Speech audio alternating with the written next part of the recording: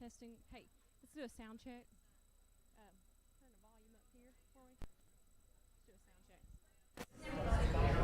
check. Testing 1 2 1 2.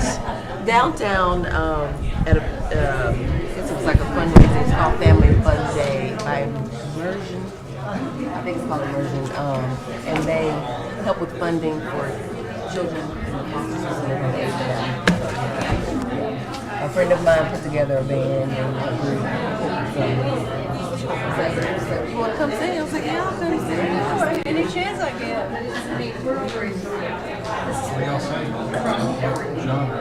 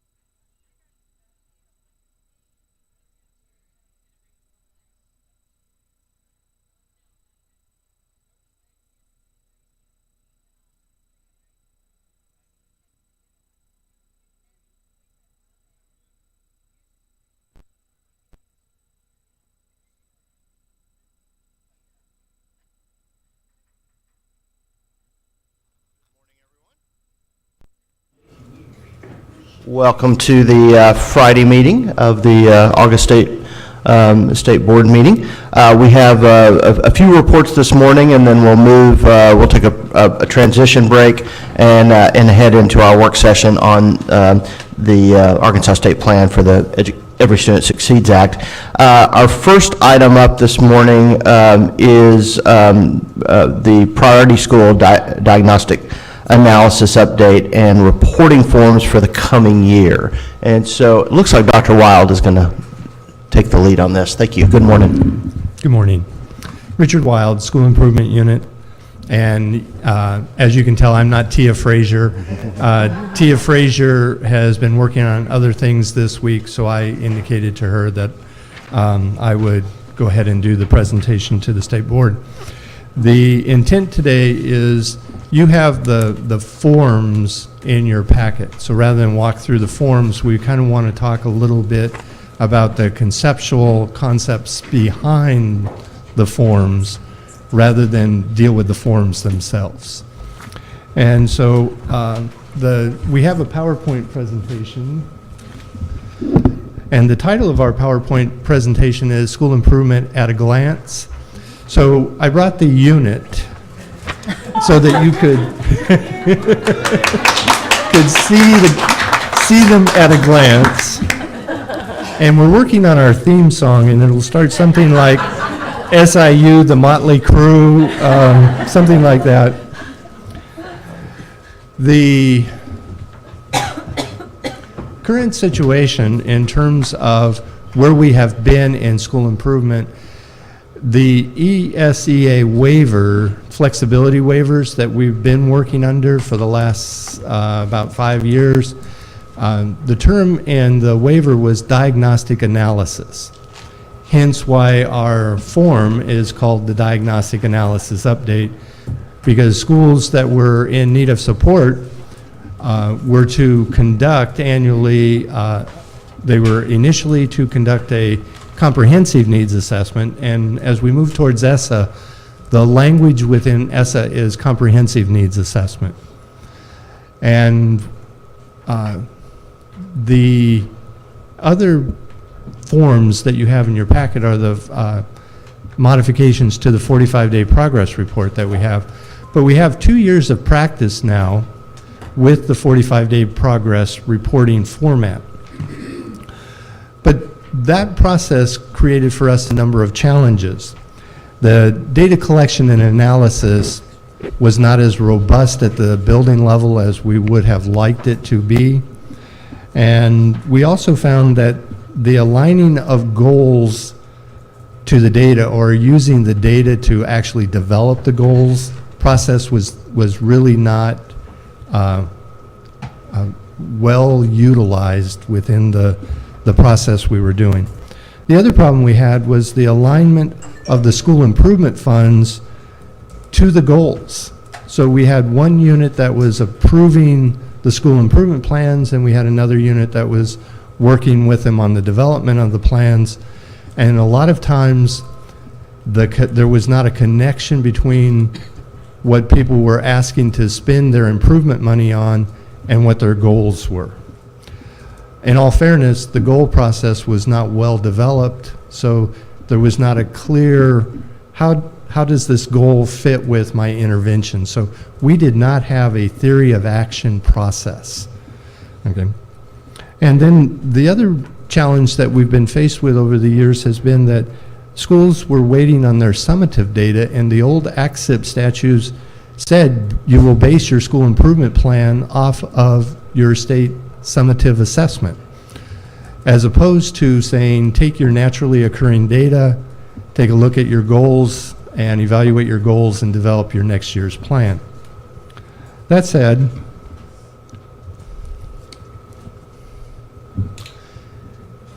as we're moving ahead, one of the anticipated challenges we have is starting May 1 of 2018, schools will submit their improvement plan to the district for the upcoming year. And that's a big shift, because we've been asking for the school improvement plans to be submitted by September 1st. Instead, we're going to be asking for them May 1st, and that's outlined in our state statute. As we move forward then, under ESSA, one of the concepts that we're working to get into place is that the SEA, the ADE, supports the district, and the district supports their schools. The school improvement money will shift, starting this year under the ESSA rules, will shift from being an allocation to the school to being an allocation to the district.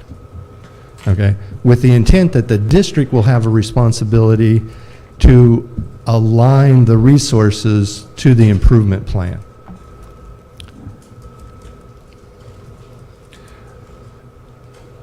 Next school year, in school year 2018-19, is when we will do the first recalculation and the identification of schools in need of comprehensive support, and possibly schools in need of additional targeted support, and there will be more coming on that.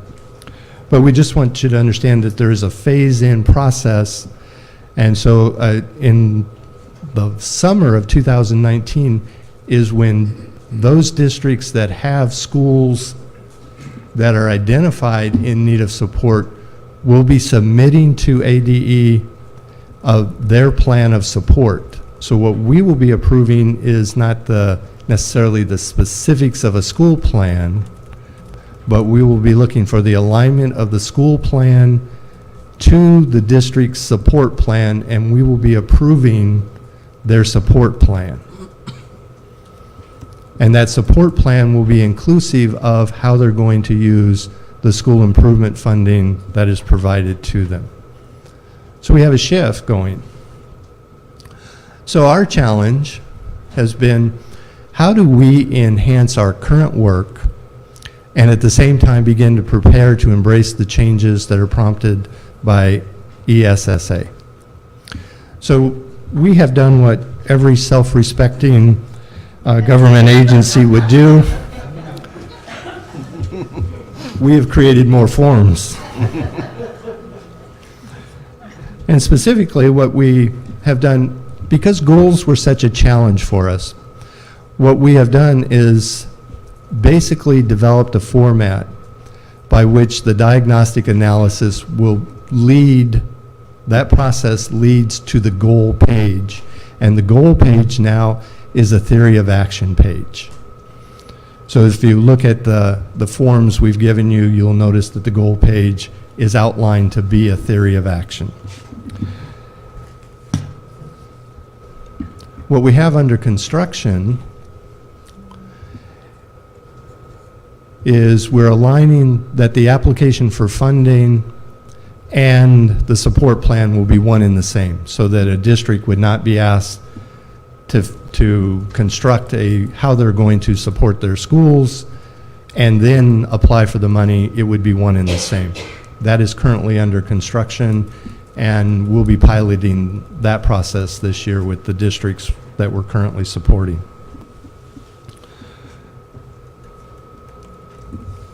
One of the uniquenesses in doing that is federal programs has been the approvers of the 1003 applications, and school improvement has been the unit that has been working specifically with districts in the development of their plan.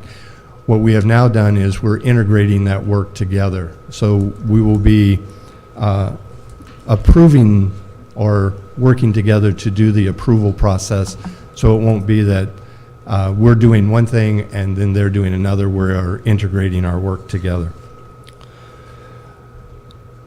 Go ahead. Our previous 45-day progress report data points captured enrollment and discipline data, teacher attendance data, student attendance data, math and ELA data, ACT Aspire interim assessments, and the percent of students below grade level, and climate and culture surveys. Now that said, those progress reports could either be left in the cloud, okay, and be history, or we can pull them into the here and now to be the basis of the diagnostic analysis.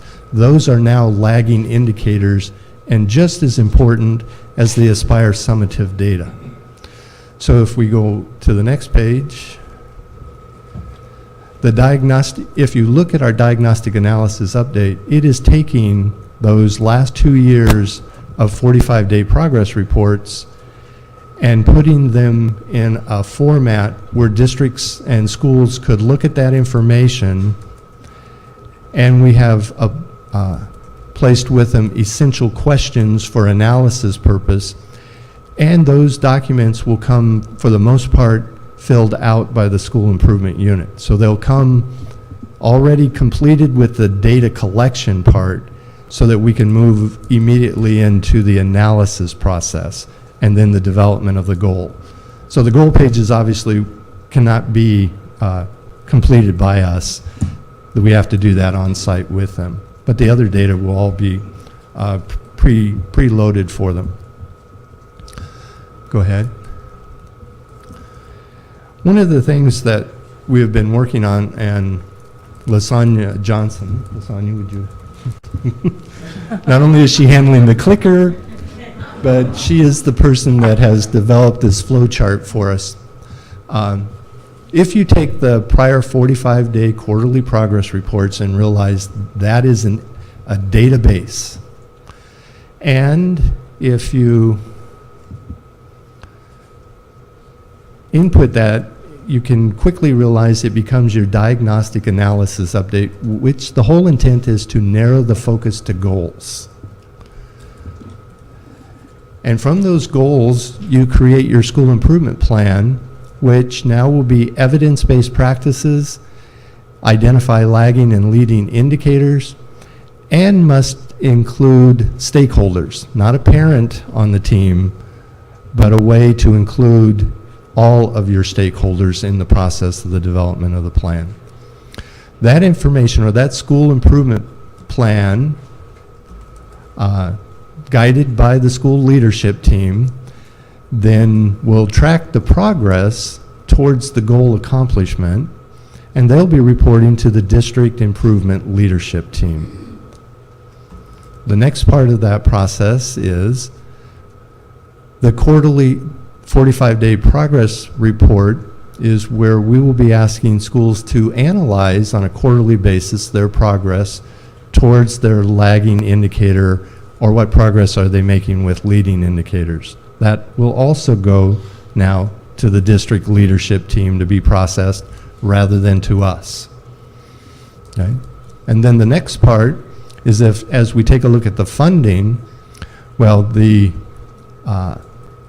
intent here is that the district plan of support links back, go ahead,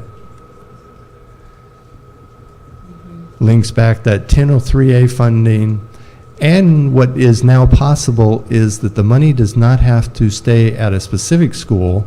It can also go to addressing problems in a preventative mode at the feeder pattern level.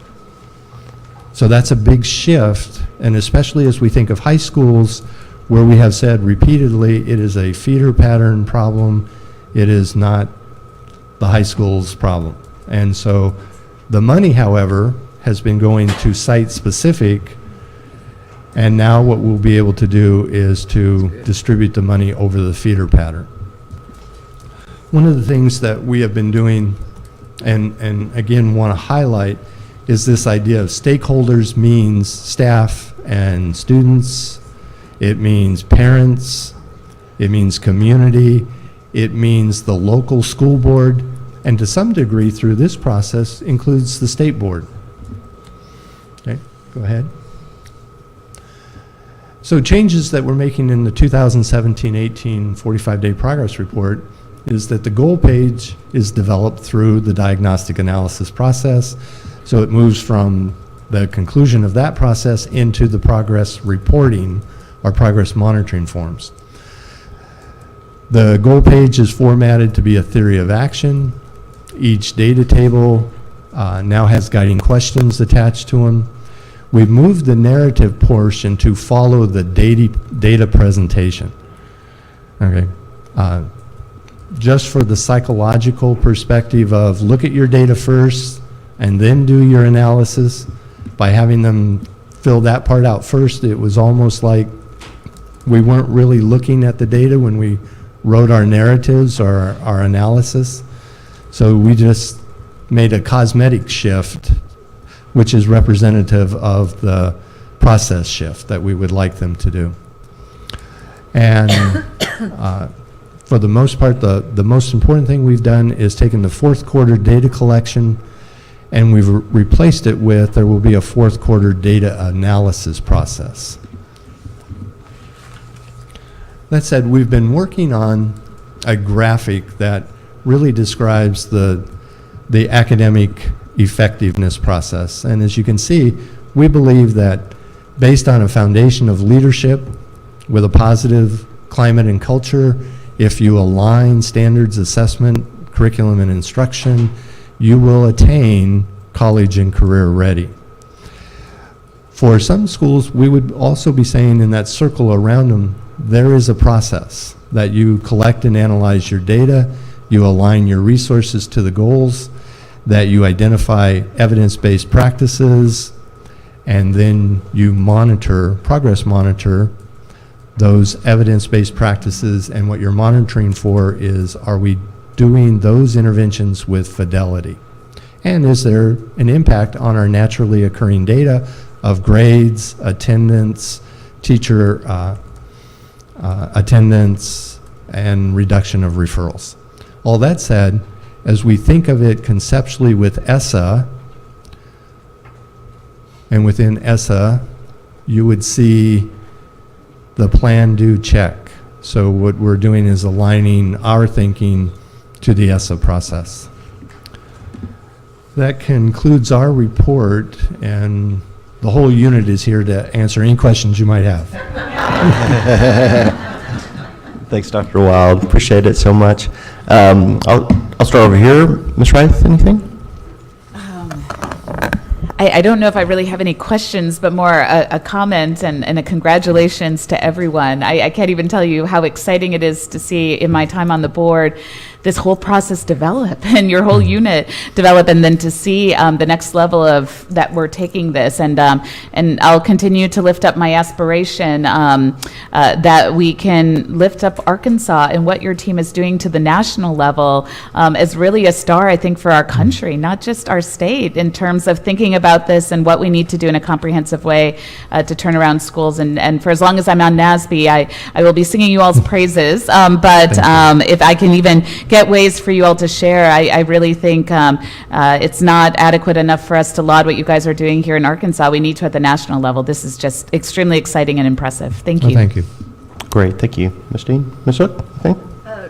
Just one more time, you know, the whole group knows how much I admire and respect the work that you do, and I also admire and respect the fact that you took things you were learning and trying to constantly make it better for the students by helping the adults get better as well. And it was a joy working with your whole team on Academic Distress Committee, and I look forward to where we're headed from here. And thank you, Dr. Weil, for your leadership. Great. Thanks as well. I do want to ask on the feeder pattern allocation issue, which makes obviously perfect sense, right, in terms of shifting resources back to schools earlier in the feeder pattern. I guess I have some concern about, I guess, battles over those funds between the schools where, you know, the very real challenges are facing teachers on a daily basis in the high school, for instance, and then the very clear logic that we need to shift those monies back earlier in the stream. How have you all thought through how you're going to negotiate those challenges? We have, and part of the reason that the application is still under construction is because what we need is for the school to identify those areas that they're going to seek to improve. And then for the district to take that information and to say, okay, what do we need from the feeder pattern to accomplish that goal at the specific school? Okay, so there has to be that coordination that in this case, what high schools would be working on and how the district is looking at supporting the feeder pattern has got to must address the same things that the high school has prioritized to work on. Mm-hmm. And the process to do that and to authenticate it, to verify that that's actually what is occurring, is the process we're still working on. But we do understand what your concern is. Yeah, great, thank you. Mr. Black? Just good luck to you.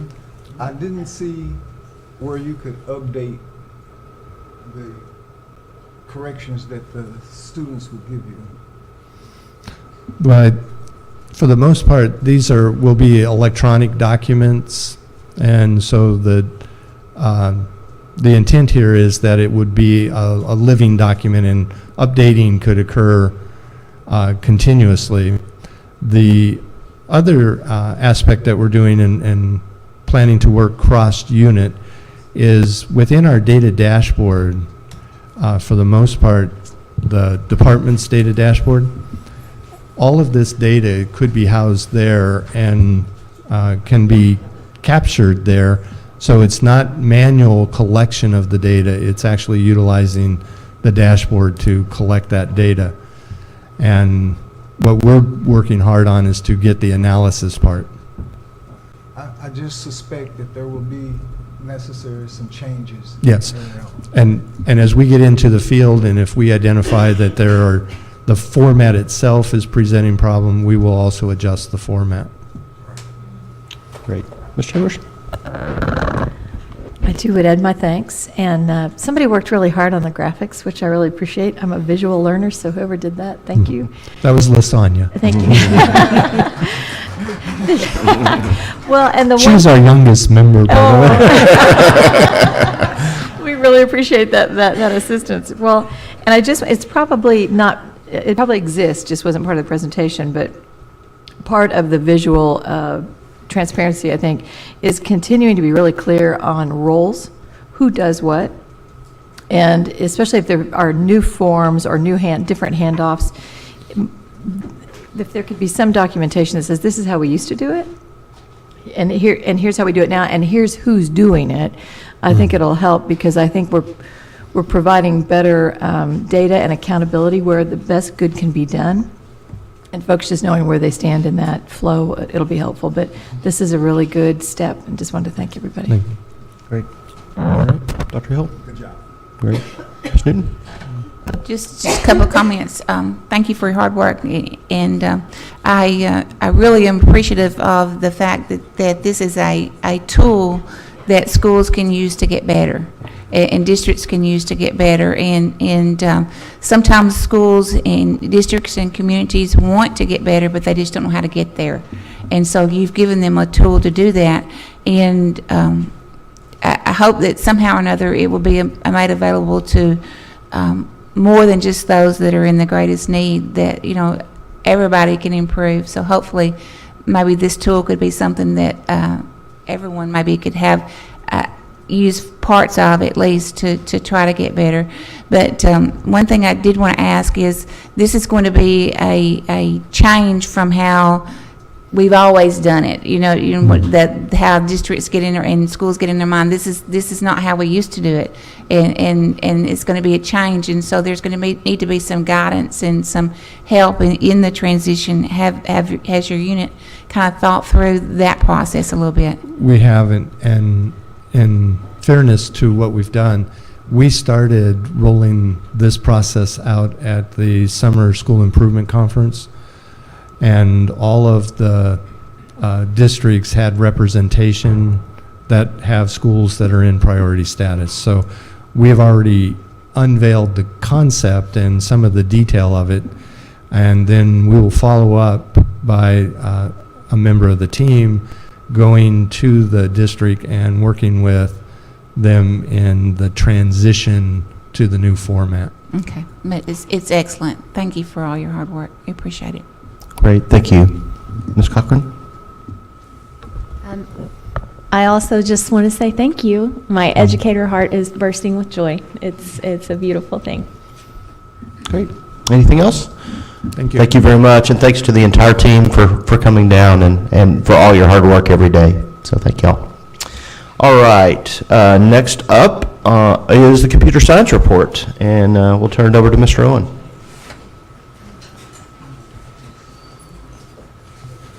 And as usual, I clear the house. But luckily, today I'm not standing between y'all, the last thing standing between you all and adjournment. So I think this is the first time that's happened. Anthony Owen, Computer Science Unit, ADE. Thank you, board members. Thank you, Chairman. I'm just going to run through this document that has been shared with you all, provide some updates, provide some information that has changed, because believe it or not, things change in my office in 2 weeks' time quite extensively sometimes. I believe we're going to share our new theater spot. I gave you a list of theaters that this is running in. I've heard feedback already, positive feedback to the reception of that spot, and I believe we're going to share it real quickly.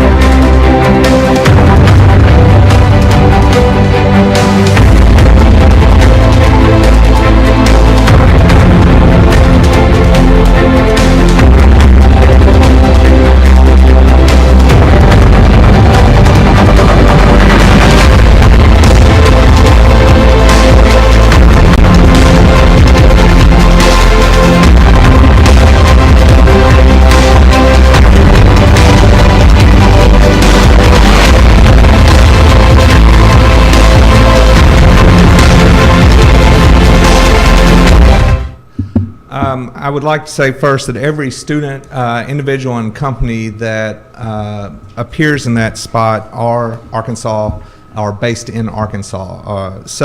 I also want to say thank you to Kevin Briggs, Gail Morris, and Jeremy May. They worked diligently to create that spot. It's kind of some piece footage from the governor's video that he put out and that he shares in his tour stops. But Kevin Briggs here at our ADE, I just want to brag on him for a moment. He is a gem with the work that he does for our agency, and I go to he and Gail and Kim as their lead, and I throw an idea out there, and usually they come back with something so much better than my idea was, and it just blows me away. So I just want to take a moment to really brag on Kevin, who did the heavy lifting for that, but Gail and the whole team who provided support through the vision. Moving on, the tour stops, the coding tour stops. The dates have been tentatively set for that. However, the governor's office is in the process of confirming the dates and locations with the host schools. His office will release the location, dates, and times when they are all confirmed. My office, Melinda, and I will make sure that each of you get that information. And I ask, if you're available and where the tour stop is in your area, please try to attend one. I think Ms. Zook attended one last year and hopefully took away some respect for what the governor's out there doing for our state and our students in this initiative. Also, while I'm speaking of the governor's office, I saw Ms. Morgan Aldridge back here. I want to say thank you. I want to extend a thank you to Ms. Morgan and Ms. Sarah Moore, Dr. Sarah Moore, through their dedicated work with the governor's office, to the dedication that they put to the Computer Science Initiative. They're constantly informed, I'm constantly informed, and our agency works very well with the efforts that their office puts forth, and vice versa. So without that bridge, we just couldn't do a lot that we do. So I want to say thank you to Morgan and Sarah. Update on the Facebook VR donation. We have distributed 382 of the kits to schools. That includes training for the teachers and individuals that are running those kits within schools. We're trying to reach a student contact level of over 100,000. We're pretty sure that we have done that already through the different grade levels. As ADE moves forward in this, we're going to assign a tech teacher role, and Dr. Saunders' team is working on this to add this into eSchool, where basically the schools will report who is the TechStart teacher contact for each school, and this will allow for quicker contact, knowing who's responsible for those kits and who should be helping the students involve themselves in this emerging technology. I don't want to give too much away, because I don't want to steal the governor's thunder on this, but I will say that we have been working with Facebook diligently to grow this program, and I'm going to leave that as a teaser until he gets to announce the announcement during his tour stop. I provided each of y'all a TechStart Awards Day handout. I had the benefit and the pleasure of accompanying 4 of our Arkansas schools out to Facebook headquarters in California, where they were recognized for the work that they did last spring with our TechStart initiative. And you have that information, a release with all their names and the schools that they represent.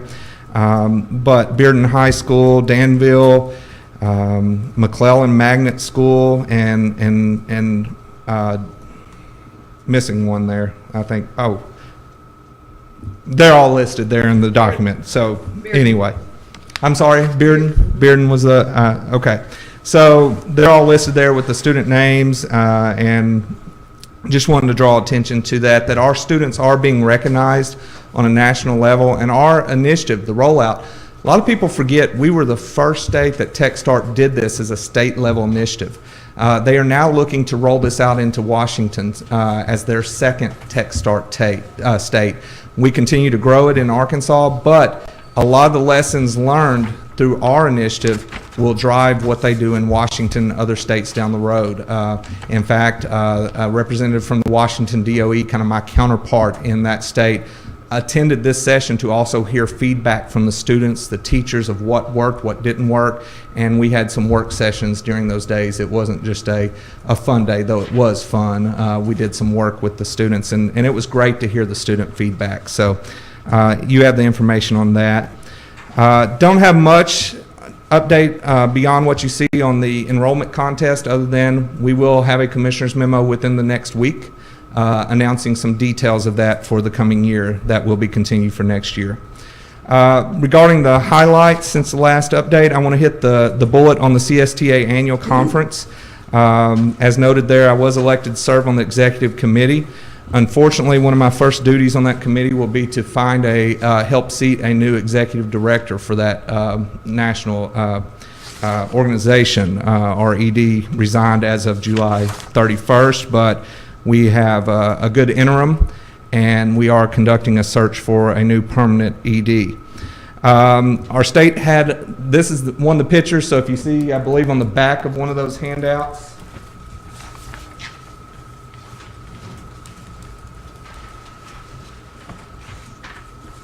this one here.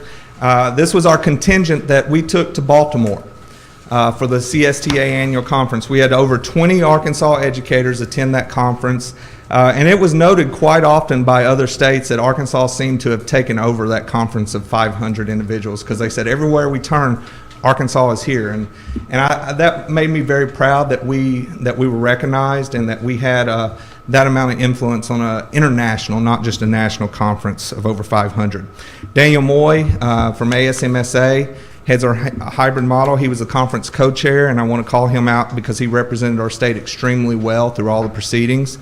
I also want to make note of another ADE employee, Melinda Stem, who's with me today. I will tell you that I asked if she would want to talk about this a little bit, and I'll tell you, we're working on her public speaking.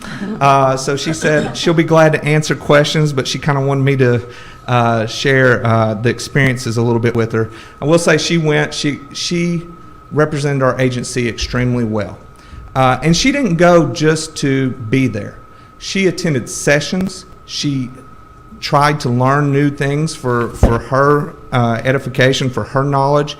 And she helped out where needed within that. In fact, she worked with one of the presenters there to learn about the microbit. And she did some after hours work with them, and she's continued to learn to the point that she is actually going to present a session with the National Foundation rep, the National Foundation in the United States for microbit. She's going to present a session with him at our October CS Summit here in Arkansas to Arkansas teachers. So she's an example of what empowering our employees to grow professionally can result in. CS is an empowerment tool not only for current workforce members, but our students, as we know. I want to also thank her for her work over the past year. She's been with me here within the next month for a year. I'm surprised she stuck around this long, because we jokingly refer to our unit as a team of two. She often is requested to go well above and beyond the normal duties, assistant duties, and I can say she has never shirked away from a challenge. So I want to say thank you to her. Moving on down into teacher development and licensure, you see some notes there on our summer training. I just can't commend the work of my specialists this summer and the effort that they put forth. In fact, many of them called me about the third week in July. I think they were about ready to have a nervous breakdown because of the amount of travel and just the work they were putting into it. And I told them, I said, just hang on, you got 2 weeks left, and then I want you to take some time off and spend some time with your families. But I want to call them out specifically, our full-time specialists that are going to stay with us, Jim Furness from Archford, Tammy Glass from Dawson, Kelly Griffin from Southeast Co-op, Jigish Patel from Northwest, Leslie Savell from Southwest, and Zach Spink from Northeast. They put in a lot of days of PD this summer. And I shared with you all a survey feedback document. There's a link in your report. You can go out and you can see feedback from the teachers that presented those sessions, and it is overwhelmingly positive. And I go through and read those. So those are great pieces out there. Another FTE, Denise Gregory, she's at ASMSA. She came on midsummer, so she didn't get to travel quite as much, but she helped with that ASMSA training, that hybrid model. And then we had 4 PTEs that we brought in especially to help these individuals.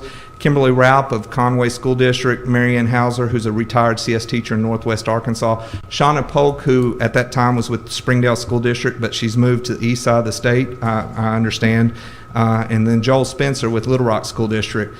They really stepped out and helped my FTE specialist with filling in some of those gaps in training where we needed additional individuals. Moving on down to the praxis and licensure updates.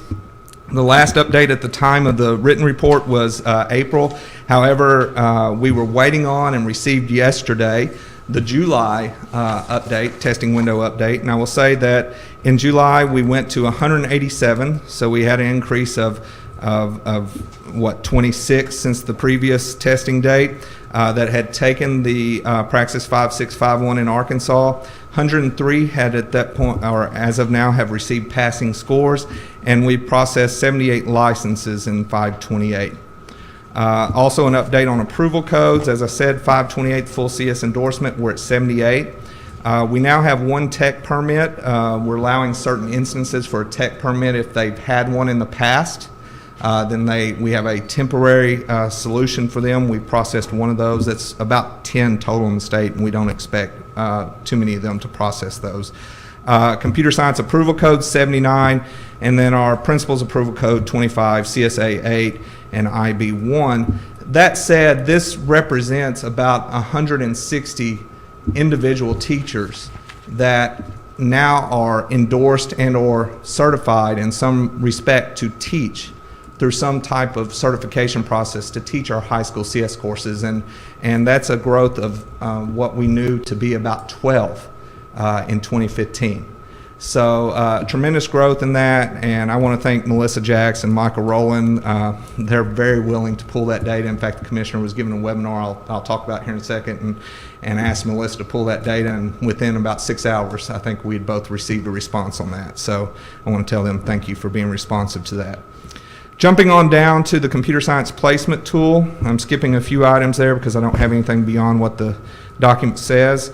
As of July 31st, 516 individuals have accessed that placement tool. So I think and I think we'll see those numbers grow as school gets back in session and schools are looking to place students in different classes. If a school or you need more information on the placement tool, that was part of our Commissioner's Memo 17-051 was the announcement with the link. These are new items. Learning Blade grant. This is a grant that we provide for a system that will help students identify STEM careers, middle school students for STEM careers that they would be interested in. Has had overwhelming positive results for the first year. We have approved and awarded the grant to fund that through the 17-18 school year through Arkansas Public School Resource Center. They're running that grant for us, which I want to say thank you to them.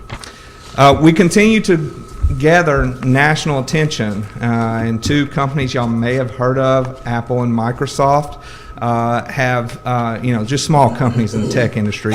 They have approached Arkansas and now have approved training sessions free of charge to Arkansas and students. Apple is giving 2 free 2-day sessions in Everyone Can Code, September 12th through 13th at Dawson Co-op and September 14th through 15th at Wilbert D. Mills. It's a pretty big deal that we got 2 of these sessions. Many states larger than ours, they're not even getting 1, and most of them are getting 1 at max. The Microsoft Innovative Educator Teacher Academies is also coming to Arkansas. No charge to teachers, no charge to educators, really no charge to anybody who wants to attend. August 28th at Archford and September 13th at Northwest Educational Co-op. And if you notice, I tried to choose different co-ops because I try, so to speak, to spread the love. But I also want the teachers in those areas to have access, to have access to these trainings as can be. CS for Arkansas PSA campaign, you all have our flyer. This I'm actually really proud of. This is the product of several months' work with the Women's Foundation of Arkansas and AT&T. Our office worked with them to secure a grant in which that we will host a basically a public service awareness contest. The students will make storyboards, pitches. A panel of experts will choose the winning storyboard, and then AETN has agreed to do the production and shooting of the storyboard at no charge, and then the grant from AT&T will place those spots in theaters around the state. The thing about this is that we do have certain restrictions. We want to see minority representation on the teams. We want to see females on the team, and there are restrictions on that and requirements for that. So this is all about showing that computer science and STEM, not just computer science, but STEM in general, is a good career pathway for any individual regardless of their race or gender. So very proud of that work, and I want to say thank you to the partners on that. Something else I'm proud of, and actually I received a embargo release from AP about 30 minutes ago. So it came that close to me not being able to share this, but I'm extremely happy that I am able to today. And that is our AP computer science numbers. Our state has received the data file for all of our tests, but I pulled out computer science and am digging into the demographics on that. But today I just want to talk about the growth. So AP CSA last school year we had, or in the 2015-16 school year, we had 297 exam takers in CSA. Last school year, 2016-17, we had 374. That represents a 26% increase. And that's CSA. That's that high-level AP CS course. That's great. And we actually saw some growth in our average score. So that's positive. However, the real winning story of the AP options is the new computer science principles course. First year, it was piloted last year in 2 of our schools, so we don't count those numbers. But first year of implementation, we had 491 test takers. So first year we had more than CSA that's been around for 20 years. We had an average test score of 2.5, which is pretty good for an AP exam. And in that we had 24 5s, 44 4s, and 159 3s. With that, I want to announce something, and this applies to CSA. We'll have more details coming out in Commissioner's memo within next week. But we are going, out of our office and out of the allocation that has been set aside for computer science, we're going to create an AP CSA incentive plan. In this, we are going to reward students with real money for making qualifying scores in the computer science, on the computer science A exam. We're also going to find rewards for the school programs, monetary rewards for the number of students that they have that are making those qualifying scores of 3, 4, and 5, and it will be tiered. And I don't want to be quoted on specifics, but I mean, some of the numbers have been thrown around are $1,000 cash for a 5 on the CSA exam for the students. I think that's a pretty good incentive for our students to study and work hard on those exams. Coding competition, we're getting ready to announce that. It will be in the spring, both the regional and the state events, but watch for information on that. And then finally, which I know y'all love to hear that from me, but finally I want to give a thank you to Commissioner Key and just a call out for the work that he continues to do. And I know I'm not telling y'all anything you're not aware of. He always represents our state very well publicly, but I do want to give him a special thank you and a good job for his representation for our initiative on this week's STEM Connector webinar that I mentioned earlier. It was on proven computer science and career awareness strategies, and I think that he did a wonderful job expressing what our initiative is about and the focus of our state and the vision of our state, and I just want to say thank you. And as I shared with him this morning, if he didn't know that he was important, he is definitely important now because he's on the front page of the Lincoln Ledger, which is my hometown Star City newspaper. I think he's going to attend Bulldog, or be featured at Bulldog Days tomorrow, is it, Commissioner? Sunday. Okay. So I told him that if he didn't know it already, he has arrived, that he was in the Lincoln Ledger. So with that, I'll entertain any comments or questions. Thank you. Great. Thank you, Mr. Owen. I'll pick up Ms. Cochran.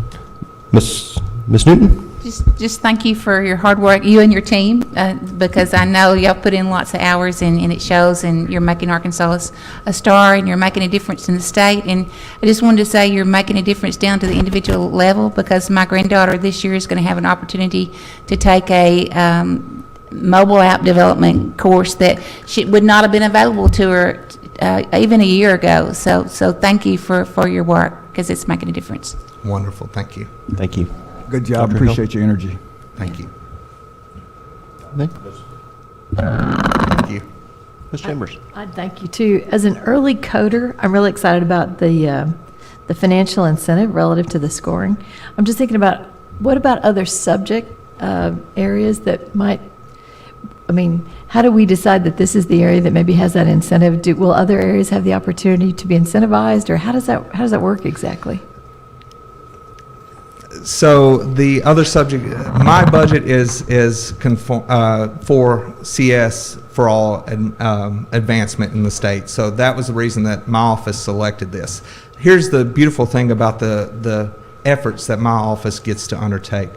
I'm very blessed to have extreme flexibility and latitude in what my office does, beyond some other units within our agency sometimes. But the beautiful thing about that is, quite often whenever we get out there and we set a model or work through the difficulties, because we can be a little bit more nimble, then other units can then sometimes come behind us and be able to follow. It's exemplary in our work with ACE. So our unit was was the first unit to co-brand standards and courses under both the ADE, thank you by the way, umbrella and the ACE umbrella. So through that work, our students have the benefit of the academic side and the career education side, and CS was the first area that we were able to do that, and that has opened those silos, so to speak, between other units within Miss Stacy Smith's unit and other environments under the ACE umbrella. I've long wondered why we're two different entities. I'm not going to get into the politics of that today, but we shouldn't act as two different entities. We're all about educating K-12 students and giving them the skills that they need for college and career. So, for example, I can't speak to if the other subjects will be incentivized, but I can say we'll work through the problems for the benefit of everybody else. Great. Mr. Black? Okay. Ms. Hook?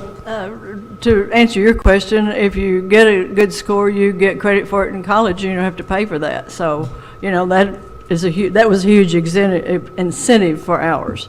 So, but thank you very much. I thoroughly enjoyed coming to the tour in Mountain Home, and I would encourage if y'all go to one, because the students get to show off.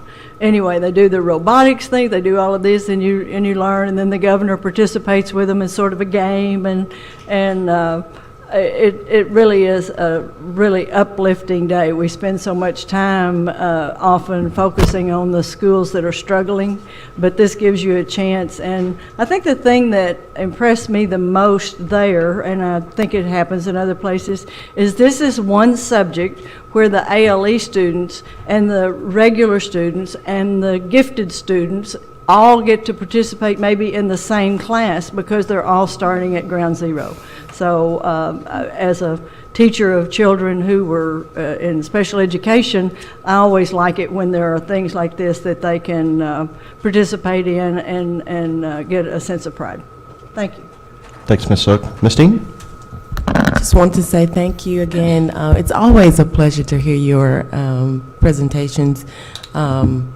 You obviously have a passion for what you do, and it shows in your presentations and how you creatively come up with different ways to further this initiative. So thank you.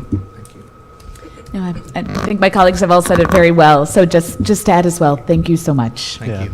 Appreciate your So time. thanks to the team of two. Yes. And thank you all both for being here. Have a great weekend. Thank you. Great. All right. Next up on the agenda, we move down to the chair's report. Oh, teacher of the year. I apologize. I was trying to keep it memorized, and then I couldn't find my document. So, Ms. Cochran, take over whether you want to sit or stand. It's your call. Okay. I can't be afraid she's going to roll off.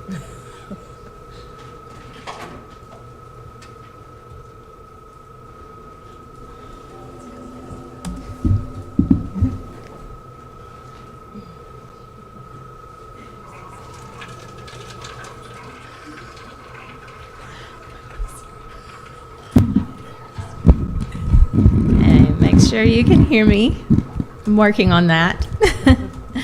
I'm Courtney Cochran, the 2017 Arkansas Teacher of the Year, of course, and I just want to tell you that I'm so humbled learning from each of you. I can't tell you how valuable this experience is for me already, just 2 meetings in, and I appreciate you so much. So I want to, I've lost some of my formatting, that's okay. I want to introduce you to G. G is a student of mine who is going to be a famous rapper. That's his goal in life, and I don't really have anything to offer him that he's interested in at all. So G, I learned really quickly that I was going to have to find a way to reach him, of course, just like all of the students. So I listened last school year, I listened to a whole lot of really bad rap, like really bad rap made on GarageBand. It's just bad, and I hope he never hears me say this, but I acted, of course, like I loved it, because I knew that in order to reach him, I was going to have to build his trust. So over the year, G became one of the best students in the class, all because I chose not to be another white female teacher telling him to pull up his pants and pull out his earbuds and writing him up for being late again to class. But instead, I chose to listen to him and to believe in him and to hopefully help him see the value in an education, along with being a famous rapper. So my platform this year is For Every Child, and I want to ask teachers, administrators, educators all across the state, communities, what are we willing to do for every child? Because Arkansas is stronger when we engage and empower every child. And I've broken this down into 4 different areas: family and community engagement, student voice, whole child classroom strategies, and teacher recruitment and retention. So with family and community engagement, I want to focus on family-focused learning, helping the families learn so that they can help their students. And then helping communities help the families. And then, of course, I want to look at the data. We know, research shows that attendance rates go up when families are engaged and active participants in their children's education. We know that student achievement increases when families are actively engaged. Student voice. I want to focus on personalized learning. I want teachers to explore the interests and the passions of their students, even if it's really bad rap, and incorporate that into the lessons. I want students to be able to come to class and experience relevant, meaningful learning that will help them be successful in life. School climate and culture is a huge part of this. We have to look at our schools as educators. We have to look at our schools and we have to examine whether or not we are including student voice. And we have to look at our student council. We have to look at our clubs and organizations. Do we have places for our students to fit in and to express their voice? The classroom strategies. It's also a very important component. Culturally competent and responsive teaching is very close to my heart. We all experience the world in completely different ways. And teachers Teachers need to be able to understand how to see the world through their students' eyes.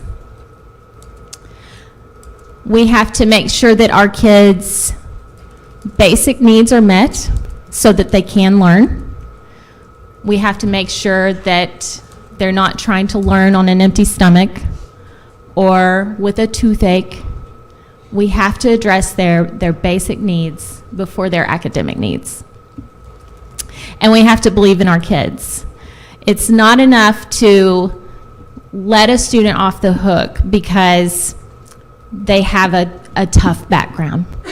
We have to say, I believe in you, and I know you can do this. I'm going to help you, so that they can begin to believe in themselves. And then finally, teacher recruitment and retention. I want to get young college students and young professionals excited about the profession of teaching because, no offense, it really is the best. And I want to inspire experienced, highly effective teachers to stay with us and to recommit to educating Arkansas students. And our students need role models. Our students need teachers who look like them in the classroom. I teach Spanish for Heritage Learners. And throughout the year, when we are talking about their backgrounds, their heritage, their culture, and the power struggles throughout history, I ask them time and time again, why do you have a white lady teaching you Spanish? And the answer is because I had the tools to access the learning. I had the support network. And we need teachers in the classrooms that look like our students so they will know they can achieve that as well. They need that to be able to believe in their own success, their own potential. So there is a child who needs someone to love her, to have high expectations for her, and to believe in her this year. I'm asking you to be that someone, and you can help me if you want. This is my first small step. It's a social media campaign.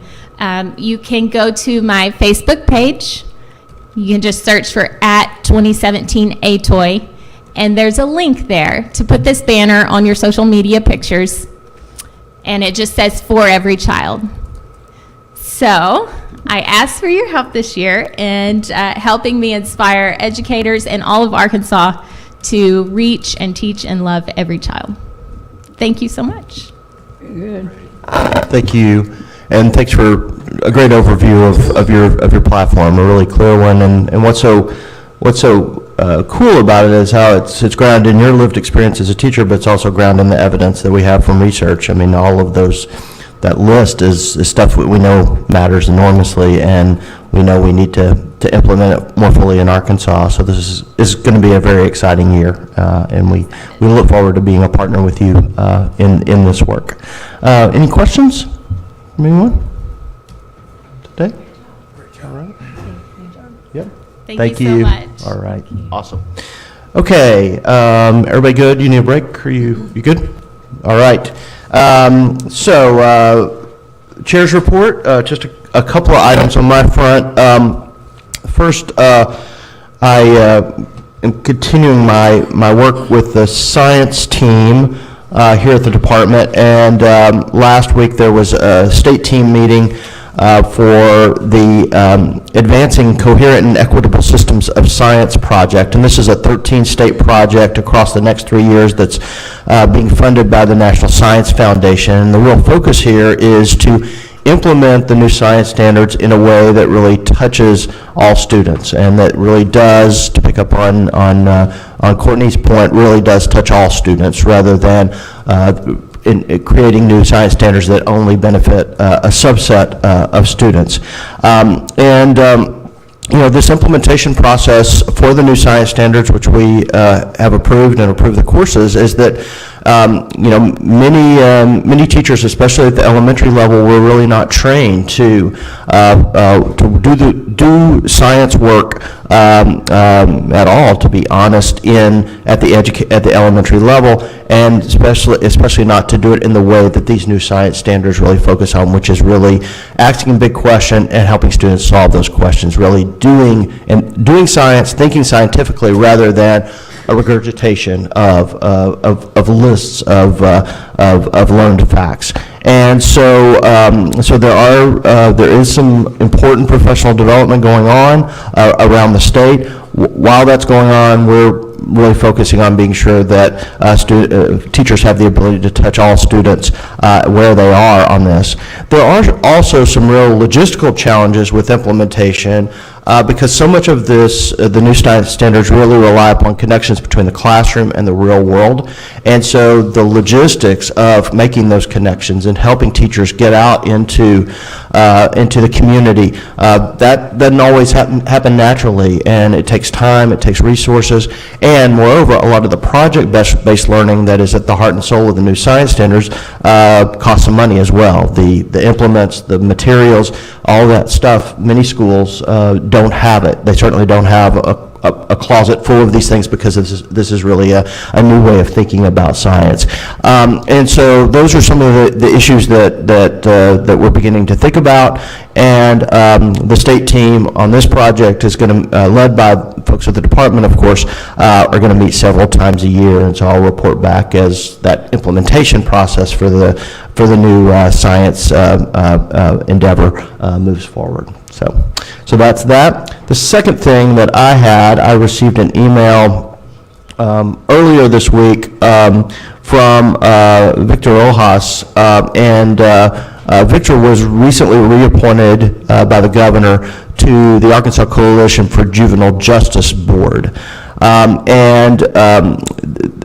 That board has been focused a great deal on, of course, producing positive outcomes for youth and their families, and in particular, they have developed a keen interest in mental health issues. He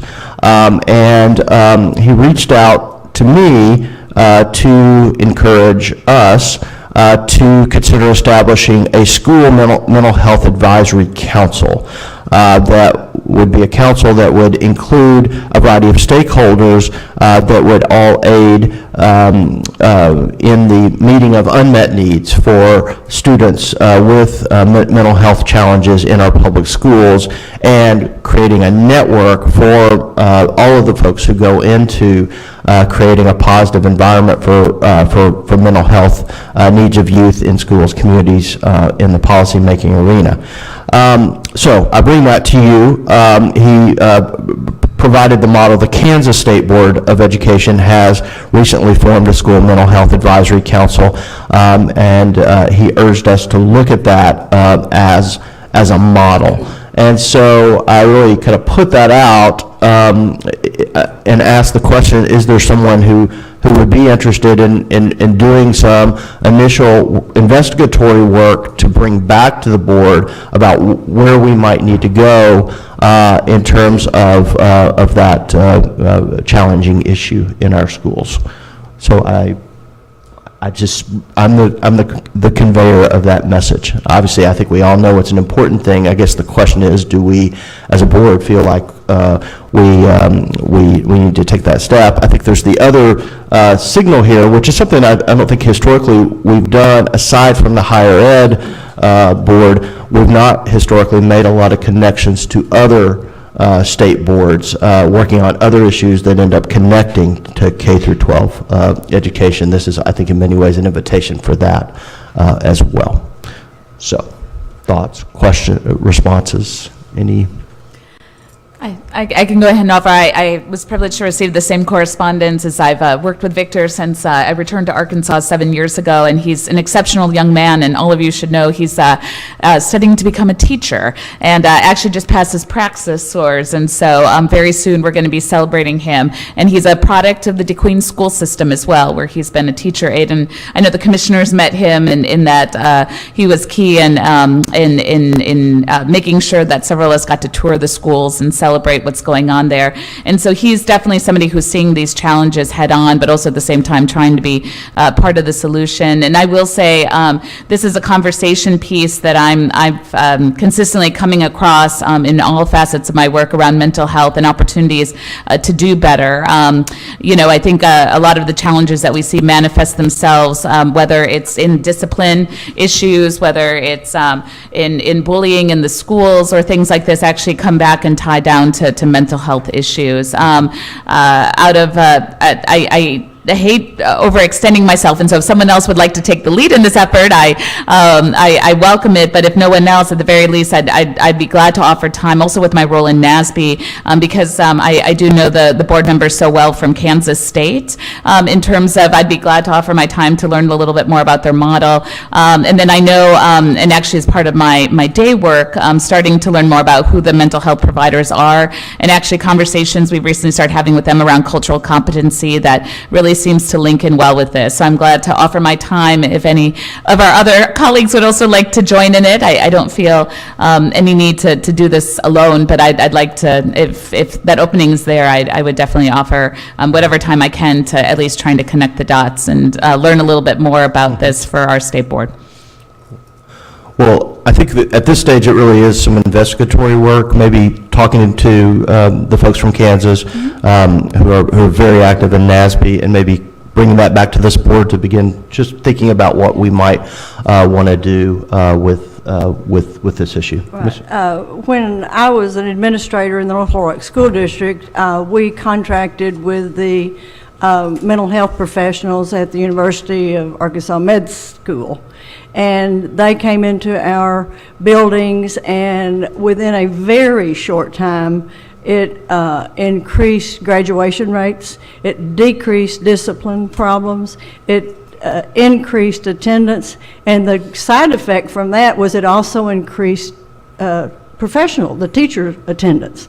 So helping and having those people in the building, and then it worked greatly because as those students went into the secondary schools, the things they focused on with the counselors, they felt comfortable going to them if they had an issue, but they also used the counselor more about what career to pick, what college to go to, so the counselors in the high school could do what high school counselors are supposed to do, which is work with you far beyond. But it's a worthy thing. It's unfortunate that it doesn't do more, and I am thrilled that they're doing this. This will be great. Okay. All right. Okay. Well, thanks, Ms. Wright, for your work. And so in the next couple of months, if you could bring that back, that would be awesome. Great. Let me just swing around and see if other folks have anything to report. Mr. Black, anything? All right. Okay. Anything this month? We had this one. Yeah, we'll head there, and we'll go there in a minute. But just anything else on the report front, Ms. I want to give a shout out to the Independence County schools, parents, students, and business professionals. They had a countywide called Impact Independence County. They involved the parents in activities, the students. They broke off into subgroups. They had predetermined questions for them to go to, and then they compiled all that information. The presenters were outstanding, in particular Dr. Sarah McKenzie with OEP, who's always outstanding. But it was a terrific, terrific day, and it went from 8 in the morning until 4 in the afternoon, and then the majority of us left at 4, but the professional learning community teachers and the parents who were interested in learning more about that stayed from 4 until 6, and then really compiled a lot of the information. So I appreciated being included, and a big shout out to Independence County. And now the superintendents from those 4 districts are meeting regularly, and because it's always been a choice district. They've always participated at choice. So they share a lot of the students and parents and patrons from one to the other, and they're embracing the new things that are going on in education, and they're excited about it. So big shout out to them. Great. All right. I'll turn it over to the commissioner for his report. Just a few items to cover this morning. First, I want to talk about, just briefly update you. We have signed this week this State Consortium on Family Engagement. That's the MOU between CCSSO and ADE. So that was signed this week and relevant to the conversation later on this afternoon. Something that we're doing a little differently this year, you know, Monday is the first day of school, and we have talked about this for a couple of years, but we really are getting it organized this year for members of the AD leadership team and others in the department who have the desire and the ability to do this, to go spend the first day, or at least part of the first day of school, in a school. So I will be at Asbell Elementary in Fayetteville, and will be enjoying the time spent with that school and their staff and administration. And a number of our leaders and others in the department are going to be out and about. Some, I think Dr. O is going to be with his child at Williams. Is that right? Yeah, Williams in LRSD. Others who have connections back to maybe one of their previous districts, or a district in which a child of theirs or someone they know is in. So be watching the social media. I know Kim and her team in communications should be posting some of those pictures. So we think that's just a good day for the department to be out showing their support, not to interfere with the activities of the first day of school, but just to be there to say, hey, look, we're with you, we're for you, we're here to support you in whatever way we can. That sounds great. And then I'm glad Mr. Owen covered the Facebook Tech Start, recognizing students. You know, we always like to recognize great accomplishments of students, so either he or I would have covered that one way or the other, so I'm glad he did. Also want to recognize the accomplishments of great teachers, and we have 3 teachers who have been selected as 2017 state finalists for the Presidential Award for Excellence in Mathematics and Science Teaching, PAMST. You remember, those of you who have been here before, we have recognized these teachers. They will be coming, we'll be bringing them in at some point later, but Mr. Corey Bobby at the Benton Public Schools, a math teacher, Mr. John Williams from the Bryant Public Schools, a math teacher, and Mr. Travis Fink, math teacher at Springdale Public Schools, I think Harbor High, are the finalists for this year. So we're very proud of their work and look forward to recognizing them in person later on this fall. That's it. Any questions for the Commissioner? Ms. Newton? I forgot to do this a while ago, but I just wanted to give you some feedback on some of the required training during the back-to-school time is the ethics training for teachers. And the new video, I've already gotten feedback from teachers. It's much better. So they wanted to say thank you for that.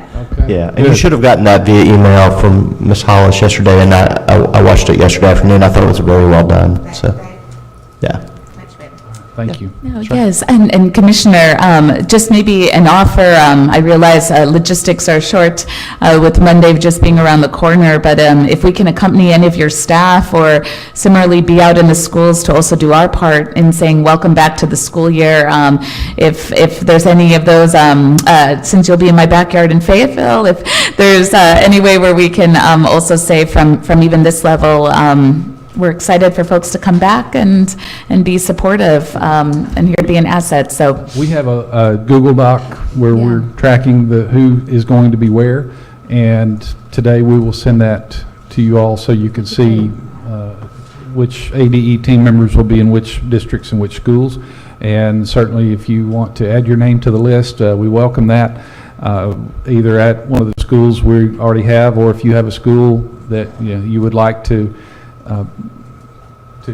be, enjoying there, that'd be fine too. One thing we're trying to do is make a good splash on social media. So taking the pictures, and then Kim and her team will make sure they meet the requirements. No faces, no identified kids unless they're release forms, all those things. But we are usually able to. The backs of the heads of kids are okay.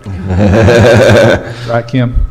So we should be, yeah, we're excited about this, so please, we'll send that out this afternoon or maybe this morning before we finish, and you can see where you might want to go jump in.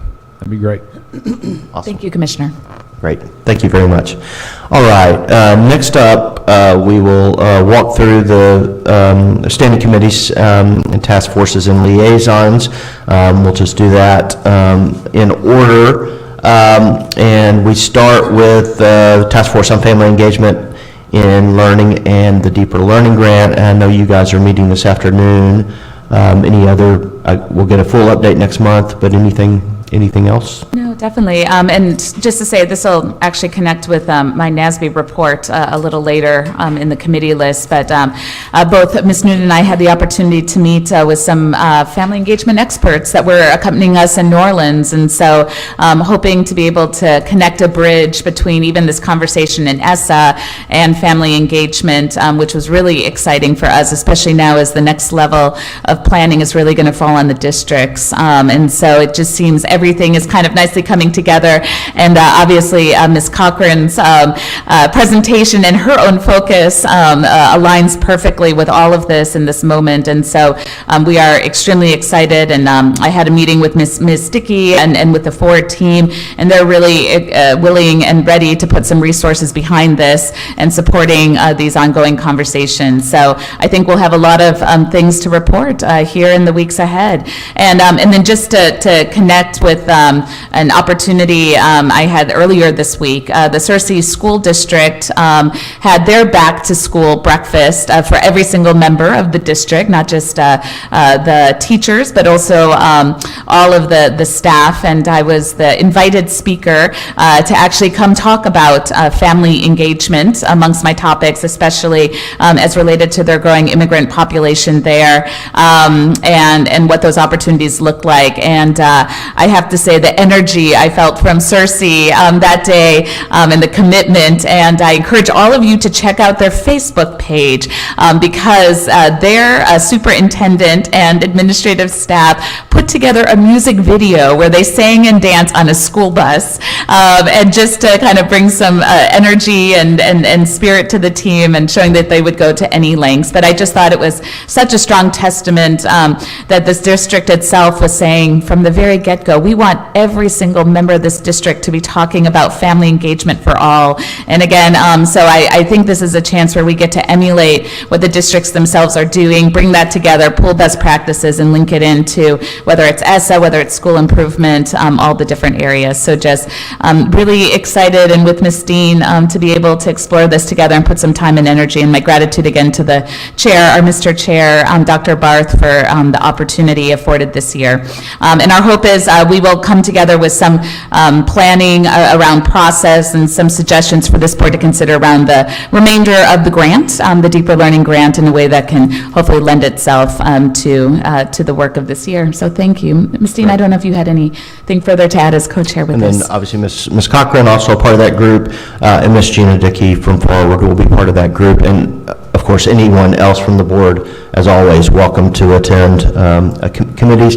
And just remind you all to take a look at the stakeholders report from Little Rock to think through those issues as well. The second up, the Task Force on Student Discipline, Dr. Hill and Ms. Dean. Yeah, I'm going to let her talk, and I'll come because program from the community engagement church we had that was there to make the presentation I thought was awesome. Then I'll conclude. Okay. I mentioned this last month that I was going to have them come and do a presentation. So Ms. Sheila Hayes from the Tendaji Project came in, and Mr. Frank Williams from Henderson Middle School, and they gave us a presentation on the Reclaiming Scholars program that had their pilot year last year, and they explained to us how, as I said last time, students who are suspended, and they've tried to focus on 6th through 8th. They tried high school. High school didn't have as much success as middle school. So Henderson, out of all the schools, has had the most success. But basically, it's an opportunity for children who have not had high-level offenses like violent offenses, weapons on campus, to come into St. Mark Baptist Church, where the program is housed. It is a separate entity, but it is housed at St. Mark Baptist Church, and they get an opportunity to, their parents have the opportunity to sign them up for this. They come, the parents drop them off at 8:30 in the morning. They have and I left the schedule, but they basically have a schedule where they can get their homework done from the teachers. Teachers can send a packet so that they're not missing out on those assignments, so they're not behind. They get mental health consultation from a counselor. They also get the spiritual side of it. It is housed at a church to help them make a Bible-based curriculum that just takes principles from the Bible and helps them to make better decisions. They also learn team building and teamwork strategies. They're fed breakfast, lunch, and parents come and pick them up at 2 o'clock. But if they finish their tenure there during their suspension, usually it's anywhere from 3 to 10 days.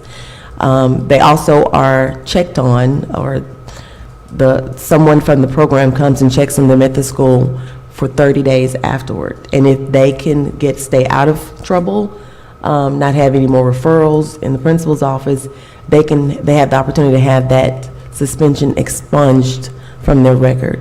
And they've had great success with this, and they've seen a lot of turnaround. So they're looking forward to expanding. They're working with Mr. Poor in Little Rock School District. They're expanding to other middle schools in the district as well. But they are looking for more opportunities to expand it and to get more funding. So they gave us a great presentation. And just as a follow-up, the middle school piece is really true. I think on one of my visits to one of the middle schools earlier last fall, when I really wanted to get involved, when I saw that we were suspending, or kids were being suspended and sent home, I actually walked into an office, and there was a young man in the 5th or 6th grade, and the receptionist said he was crying and said that they were getting ready to suspend him, send him home. And I said, well, where is he going? He said, we're waiting on his mother, and she's working. And I said, so who's going to take care of him while she works? And I said, so what benefit can we help this young man do by sending him home?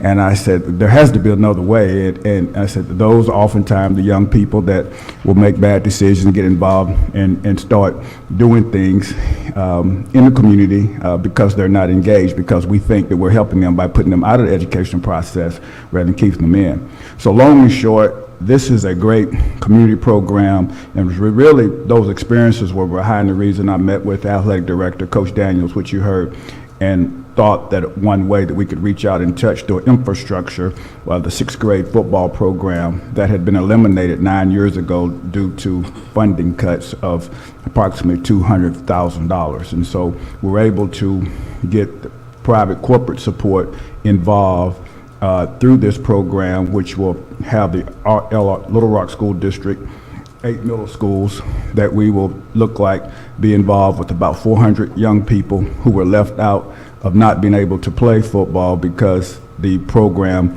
had been extrapolated from the school district 9 years ago. But we're not going to make this about football. In fact, we just had meetings this week, and we got volunteers to do the coaching. Young people, as I say, question is, who do young people look up to when there's nobody positive in their life to look up to? So we're going to try to replace these absent role models. And as you said, I believe when people can see what they can be, they do better when they know better. But if they don't know what to do and we ask them to do, I think that's a problem. So I got New Life Church, Pastor Marcus Elliott is going to lead the volunteers in the community. We're going to kick off this on September 16th with the Community Day. I think it's a perfect example of St. Mark's Church, New Life Church, volunteers coming in. But what's going to be interesting about this program is that we're going to be broken down in 4 teams. They're going to have 2 conferences. One conference is going to be called character, and one conference is going to be called values. So we're going to teach values, characters and values, and we're also going to keep score on the GPA and the class attendance, not only score of the game. So we're going to have a running thing so these young people can see that they're competing with schools. Did you go to school? Okay. How many days you miss? So we're going to have this running total, and then at the end of the year, we'll be able to not only look at who won the conference in football, but who has the best class attendance, who has the best GPA. So now we have these role models in the people's lives, these young people, so we can hold them accountable. And what we're excited about is be able to take this data for these 408 schools. We're saying we'll get 40 kids a team, but we'll be able to look at this data over the next 6 years and look and see, okay, when we started this in 2017, and they're getting ready to graduate in 2023 and 2024, the impact that it had by collecting this data and tracking these young people. Because I was just talking to a car dealer, one of the largest car dealers here, and he told me the other day, he said that what's interesting, he said most of his cars stolen off his lots are done by 14 and 15-year-olds that an adult has given them $200 to go and steal the car, because they go to juvenile court and the adult doesn't have to face that type of consequences. Well, look, that's a role model in his life. So we got to replace that individual that's doing that, and we can't stand on the sidelines and say, well, do better, when we're not showing them and defining what better is. So all these type of programs will impact the discipline process, and we have to be creative. As you said, you know, we can't say, well, that's not what we listen to, or that's not what we want to be. It's what you just said. It says you love them, you feed them, then you give them expectations. But so many times we want to give them expectations, because I really believe when you elevate the mind, the pants come up. Now that's community engagement. Hey, any questions? Thank y'all both. I came across this. I'll give it to you for y'all to look at. It was in my stack of, this is something cool that somebody else is, another state's doing from a NASB meeting, and it's a discipline report from Colorado, and I thought it might be something for, I now have a task force to pass it to, so that's good. All right. Next up, sorry, I've got too many different documents here. Next up, we move to the liaisons, and obviously we heard from Forward yesterday, so unless there are any questions or comments, I think we got a full conversation about Forward yesterday. Next up, the ESSA Steering Committee. Ronnie's going to spend some time with us in a minute, but Ms. Newton, any other updates? Just, I'll let them handle the update, but just that I was able to attend the conference in New Orleans and got several ideas on implementation, which is getting close to where we'll be in the near future, and I was able to share those with the commissioner and others here at the department. Great, thank you. Thank you so much for attending that meeting. Next up, obviously the Little Rock Area Public Education Stakeholder Group. This will not appear next month, but what will appear next month is, as I said yesterday, if Ms. Hollis will put it on the Friday agenda, we'll have that item that is kind of next steps from that stakeholders report, and so we'll grapple with that, but we can take this off this list. And then public skill accountability. Ms. Zook, anything? No, they're working on some revisions, and as soon as those are ready for prime time, we'll be talking about them, probably Ms. Kaufman as opposed to me. Sure. Great. And then liaison to AD Human Resources. Anything, Ms. Chambers? I just would start by thanking Ms. Dean and Dr. Hill. That's one of the most positive, exciting things I've heard in a while. Yeah. So thank you. No, HR is going to come in kind of without a story today, but I'll have the opportunity to meet with some members from the department after this meeting, and hopefully we'll have an update next month. Perfect. Thank you so much. And then NASB, Ms. Reith. No, And again, I think a lot of this will dovetail into the conversation we have later this morning in regards to ESSA, but just again, that we were grateful that NASB was able to pull together an opportunity, and that Ms. Newton and I were able to go down and be with our colleagues. It was a great conference that really focused on what the education wonks out of DC had already gleaned, including a representative from the Department of Education as well, who came and spoke with us very candidly about what they gleaned from the process thus far, and things that we might expect for those of us in the second round of submissions, amongst which Arkansas would be included. And like Ms. Newton, I think with myself, the biggest practices I had garnered were around implementation and next steps, but I feel a lot of that, again, linking into the family engagement piece. I will say, in speaking with NASB after the conference and some of their leaders, we are looking at ways in which we can bring some of those topics to the conference in Atlanta at the end of October and the first week in November. I would invite Ms. Newton as well if there were some topics that we feel that we as NASB can go a little deeper in as we all come together in the fall to be able to really help poise state boards in terms of next steps with the implementation. But I think those are the main opportunities out there as of now. A lot of extensive writing, as you'll see in your inboxes from NASB in regards to their analysis on the plans and announcements from the Department of Education in regards to this new next round of submission. Continue to lift up the opportunity to do so. And I believe we'll have another meeting here in just a few weeks. And as I'm trying to get into the habit, even though ending the role shortly here in a few months, but to send that to Ms. Hollis. And thank you, Ms. Hollis, for sharing that with the rest of the board, and would be glad to share our board meetings and decisions, and continue to welcome the input of everybody as we try and, again, open up this process to our broader board. Great. Any questions? All right. And then finally, special education. Any updates there, Ms. Hope? Yes, we have finished our meetings. Thanks to the efficient and well-organized Jared Hogue, who chaired this. We had great representation. There was one meeting scheduled, but we were far ahead, and we didn't just meet for the sake of meeting, which I appreciated. And that information is being compiled. We'll go back out to the people to read, and it will go a long way as far as the feedback to Ms. Dean's community engagement group, as well as a lot of the things that were being discussed by the stakeholders group.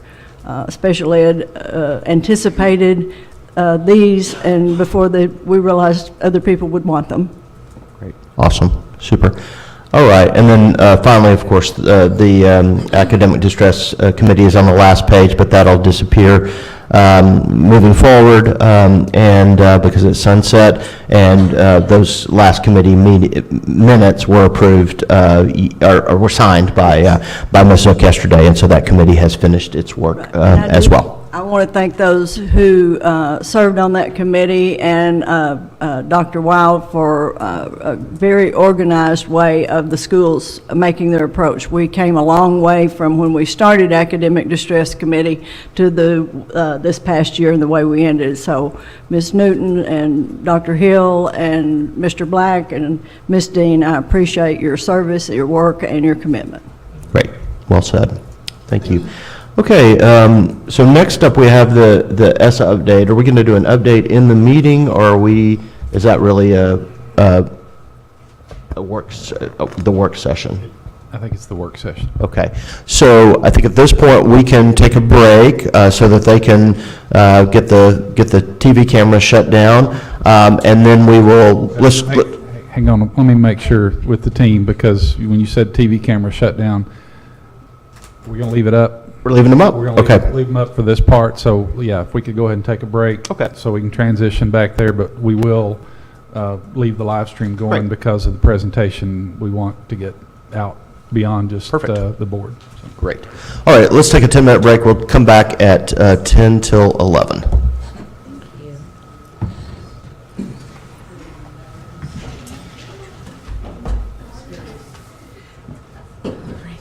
Stretch those legs for a second.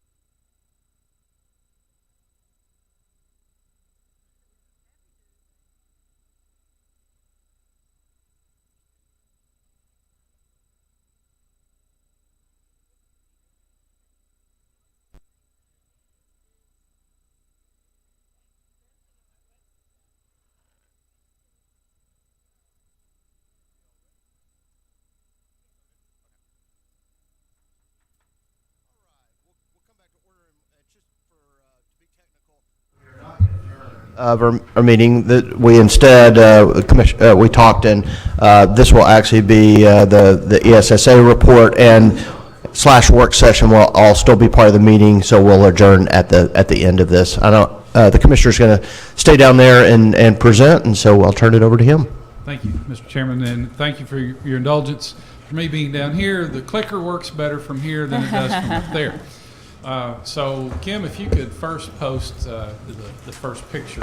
I post this because I want to show you what happens to former ADE team members after they leave. Oh, my goodness. This is our former General Counsel, Jeremy Lassiter. Yes, those of you that know him will be very shocked at this. So this is just a little fun thing. Jeremy, as you know, is at Bryant School District, and they had a rock stars versus movie stars skit as part of their welcome back to school for their teachers this week. And his wife was so kind as to post this picture for the whole world to see on Facebook. So if you know Jeremy and have a chance to give him grief, certainly would welcome you to do that. All right, so let's get back to the business at hand. Kim, if you could bring up our presentation. This, while it's listed as an ESSA update, it's really broader than that. It is more of an update on ESSA and how it fits in the entire accountability system. It really follows well with the presentation you heard from Dr. Wild earlier this morning. It's a presentation that I presented last week at AAEA and seemed to be very well received. But the title of it at AAEA was "Gotcha Didn't Get Us Where We Want to Be." That title is intentional because many of our school districts, many of our educators, many of our administrators really have felt like for a number of years that under No Child Left Behind, under the accountability system that we were under, that it was really a gotcha game. And it created frustrations. And the title of it, as I mentioned, "Gotcha Didn't Get Us Where We Want to Be." Dr. Gocher, on the day before my presentation, sent me a text and he said, "Johnny, there's been some mistake because the title in the book, in our agenda, says Gocher didn't get us where we want to be." So I leaned over to Ivy and I said, "Hey, we got to check this," and soon realized he was messing with us. So accountability has become something of a negative when really it shouldn't be. We call it the A word around here, and in many respects, schools, administrators, educators have looked at it as the scarlet letter when they have been labeled or when they've had some designation. And we're really trying to change the culture of how we view accountability, not just by our school partners, but by the agency, by our own internal standards. You remember the previous accountability on the state side was ACTAP, on the federal side was No Child Left Behind, and then a few years ago we came out with the ESEA flexibility waivers, which gave some relief, but certainly not all the relief that now ESSA gives us an opportunity to create. And to some of our school folks, it felt like Sisyphus, where Sisyphus was, remember from mythology, pushing that rock up the hill only to have it come rolling back down, and was in a constant state of efforts to really see no progress. But if we mean what we say about our vision, that we are transforming Arkansas to lead the nation in student-focused education, then our change of approach and change of how we view accountability must change to be more student-focused. You have heard me talk about the meaningful stakeholder engagement. It is part of ESSA. It is part of what we are expecting of our districts as they roll out their own ESSA plans, their local efforts to embark on a different way of improving their delivery of education. So it's going to take a team approach. No longer can it be an us versus them, which is what they felt like under the gotcha mentality was going on. So as I mentioned, this is more of an overall accountability update. ESSA is certainly a big part of that. So you see the three prongs: ESSA, Act 930, which we've had extensive discussion on it, that replaces ACT-App, and then the school rating system, otherwise known as the A to F rating. So those are the three major components of the Arkansas Educational Support and Accountability System. I would point out here that if you think about what ACT-App meant, what that acronym was, Arkansas Comprehensive Testing and Accountability. All right, the use of the term support is very intentional here, because what we need to do is be in that vein of supporting our districts, and then our districts being supportive of their local schools. Under ESSA, as our plan has outlined, the way we will be identifying schools in need of comprehensive support and schools in need of additional targeted support.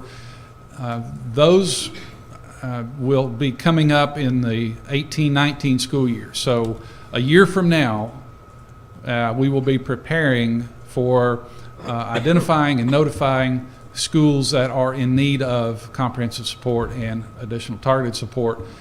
And then following that, the next year, we will be looking at the targeted support schools. Those schools that are in need of targeted support because they have student subgroups that are not performing consistently at the levels that we expect. Comprehensive support, the schools that will be identified for comprehensive support are those schools that are the 5% lowest performing schools in the state. Additional targeted support, those are schools that have student groups, student subgroups that if they stood alone, that those groups would also fall in that 5% category. So let's say students with disabilities.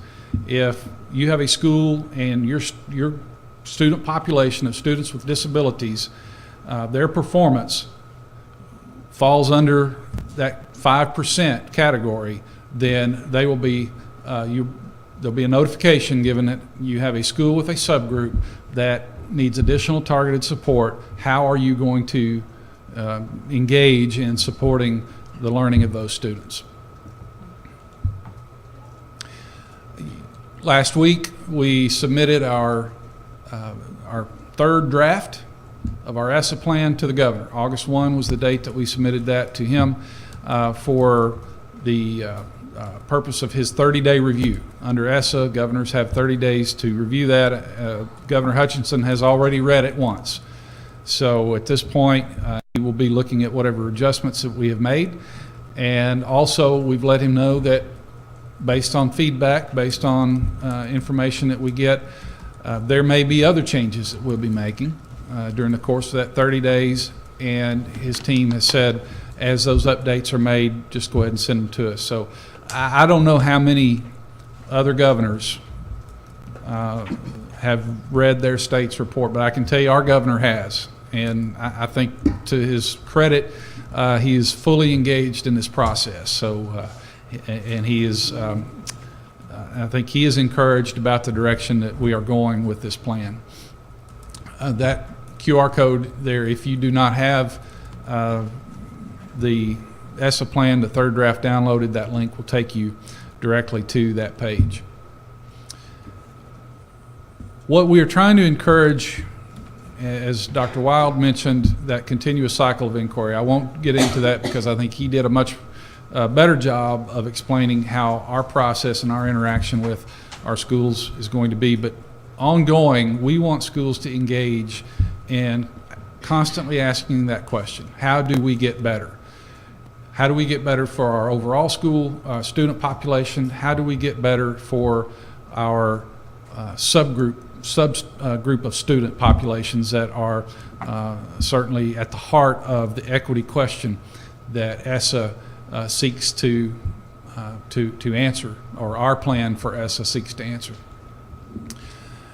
Act 930, that's really going to be focused on district support. Remember, under the previous system where we would, as a department, our school improvement unit, we would be going around the district and engaging directly with schools. The focus now is how do we support the districts at that level to better support their schools. And those district-developed plans are going to be critical to making that work. We've talked about this before, things that are different in Act 930, things that are new, student-focused learning systems. Ms. Cochran mentioned that in her report. Student-focused learning. Every student, what does every student need? Student success plans. How do we make sure that every student that walks through those doors have a plan for future success? Whether that be college, whether that be career opportunities, whatever it is, what do they need in the earlier grades so that they are prepared to be successful once they graduate? Support for educator excellence. We at the ADE, we've really, over the last 2-3 years, there's been a lot of work happening in how do we get better at supporting our educators. Previously, that wasn't under ACTAP. ACTAP was simply, what did we say, assessment about testing. Without that type of support that we need for educators, we can't expect to see the real transformative changes that we want to see in our education system. That's why we have this support for educators as part of Act 930, as a part of this overall Educational Support and Accountability Act. We've explained before, presented to you on the 5 levels of support to districts based on the needs of the schools within that district. What do they need from us? And the district support plans that I mentioned earlier. Some things you will not see. You will not see a focus on remediation. Does that mean remediation is not important? No. Let me repeat that. Does that mean remediation is not important? No. But if we keep chasing remediation, at the end of a child's career, we're always going to be chasing remediation. We have to help our schools back that process up to the earlier grades so that we can resolve the issues for those students before remediation becomes necessary. It's like getting, it's the whole thing of prevention. Remediation shows that we've not prevented, we've not headed off anything. We've allowed children to go through not getting what they needed until the very end. It's a longer-term approach than what we have done in the past, but we really believe that for our students it is a better approach. Academic improvement plans, what was that based on? A single assessment. Academic improvement plans were not available to teachers soon enough in the planning phase so that they could actually determine how do I need to transform my instruction through the course of the school year. It became a compliance issue. And the student success plan is really a broader focus, more of a whole child approach to making sure that kids get what they need. And it's based on a number of measures, not just the one measure that AIP was based on. School improvement status and labels, priority focus academic distress. Those things under our new accountability system are gone. You will not see us bring schools in here to be on a list of priority or focus or academic distress. The identification is going to go on, but unless they get to that highest point, that level 5 need of support, those are the districts that you will see. But it is our goal that you will never have to see a level 5 district once we get fully engaged and fully implemented in this plan. Obviously, through the transition, do we have some now? Yes. You took action last month on Dollarway and Little Rock to make sure that we are fully engaged in the support that those districts need. But in the future, it is our hope that through this support system that we can help districts identify their needs and address those needs before it reaches a point of that severe or that high level of intervention that a level 5 support district would be seeing. AYP, I always get a chuckle from the crowd when I'm talking to educators about this because they all love AYP. Not really, they hated it. that's not part of this. That was No Child Left Behind. Adequate yearly progress was something that they got dinged for. Do we have to have long-term goals now under ESSA? Yes. We have those long-term goals established in our plan. However, those are for the purpose of engaging in local conversations. That if they are not meeting their long-term goals, they're not meeting from year to year or on the 3-year basis of achieving their long-term goals, it is up to them to engage in conversations of where are they missing and why are they missing, and what do they need to do, and then ask us for help, or ask our co-ops for help, or ask the education renewal zones, or whatever groups that we are partnering with that are out there to be able to bring those resources in to those schools and those districts to help accelerate their progress toward meeting their long-term goals. So it's, I like referring often to the wise Forrest Gump, well-known American philosopher. And if you remember, his relationship with Jenny, like peas and carrots. Well, under the old system, schools really didn't feel like we were in a relationship. They felt like they were in a classification, that classification being priority or focus or needs improvement year 8 or whatever those previous things were that we had as part of the old accountability system. What we want to build is that relationship. So they know they can count on us to bring them the supports that they need, the resources that they need, or to identify who can provide those for them. And so that in the long run, it's a much better process toward meeting the needs of the students. The old accountability system were based on those school level results or test scores.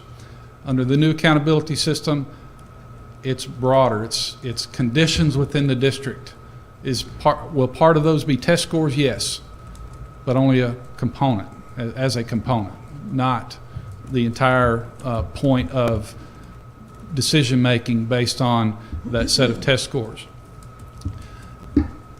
We'll be looking at systems.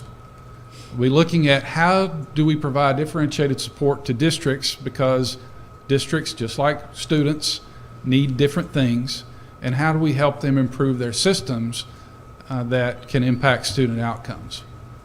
What are those systems? And this is where Dr. Hernandez and Office of Coordinated Support and Service is going to be very helpful to us in working with districts on academics, on human capital management, on their student support services, their fiscal systems, their facility systems, and the communication and the meaningful stakeholder engagement. Again, I can't stress enough how critical that is going to be in determining how districts allocate their dollars, how they allocate their staff, how they provide and meet the needs on facilities. All those things need to be based on the meaningful stakeholder engagement piece out of ESSA. And then Act 744, which is the 2017 update to the A to F rating system, and that aligns the A to F rating with the changes that we are making under ESSA and under Act 930. And again, where in the past that was really hinged on a test score, this is going to be informed by our ESSA school index. So as you read the ESSA plan and you see the ESSA school index, there are going to be more factors that are going to be considered that will go in to determining what a school's A to F rating will be. That whole discussion about multiple indicators, that's going to require us to have a mind shift in our approach. And it's moving from what we had, a wait to fail model, that we didn't engage until a district or a school had reached some level of lack of performance, that we would engage with them, to really we have to help them plan for success. And that's where this new approach to accountability is going to be so critical. And we want to transform that use of the word accountability from one that is negative with that scarlet A. Red means stop, right? Green means go. We want to change the way we look at accountability to something that means, yes, we can do this, or versus the, no, you can't because of compliance. And it's about accountability for continually doing a better job for our students. It's about engaging in that cycle of inquiry. How do we get better? It's not something where you achieve a level and you say, well, okay, we're good here. That's not what we want. Even if you are good, we want you to keep asking, how do we get better? So we have Big A accountability. Dr. Arola has really helped us with this, and it's kind of a dynamic that she's introduced, is that Big A accountability, that Small A accountability. Ms. Kaufman, even before she was in the role she's in now, talked about this a lot. Big A accountability, Little A accountability. That Big A is what we're talking about in ESSA. The Little A accountability is how do we dig deeper to have those deep conversations of what's needed for improvement, those things that are going to be driven by the long-term goals and where a school, where a district is in relation to meeting those long-term goals, and being data-driven to determine how their systems can become more effective. So the Big A accountability, that's the ESSA School Index. So you see here we have the weighted achievement indicator, the growth indicator. So under ESSA, if you recall, there are 5 components. It looks like 4 here, but the English language proficiency is included in the growth indicator. Graduation rate, a 4-year and a 5-year adjusted cohort rate. The 5-year is something that districts had as part of their feedback. It said, look, we feel like if you include a 5-year that we are doing better at the 5-year rate than we are at the 4-year rate. ESSA allows us to do that. So you see that that is included here as well. And then the 5th indicator that we call it the School Quality and Student Success Indicator. And these are the proposed weighting this is the proposed weighting for those indicators at each grade band. Obviously, for K-5 and 6 through 8, graduation rate is not a factor there, so we have to adjust the weighting of the other components to make sure we get to the 100%. So that's what we're looking at to implement for our ESSA plan that we plan to submit in September. And that Small A, as I mentioned, is that progress toward long-term goals. Looking at growth. Where do we stand in growth and how do we get better? How do our subgroups perform and how are we addressing their needs? Some things that we will stop doing. We will stop measuring schools solely on a single indicator, being that annual end-of-year assessment. We're going to stop labeling schools. We're going to stop requiring those district-level improvement plans where they have to tackle all of those IndiStar indicators and assign those to people to make sure that they're doing that. We want them to dig deeper and look at what's happening at the school level with those multiple measures, collaborating on the student success plans. What we know now in student success plans already is you have districts who have engaged in their own ideas and their own creativity in what a student success plan is going to look like. And rather than creating a system that we say, well, you have to use this system to comply with student success plans, we're asking them continue to be innovative and creative. If you want to use system A, or you want to develop your own system, what are the elements you're going to include and how is that going to demonstrate future success of these students?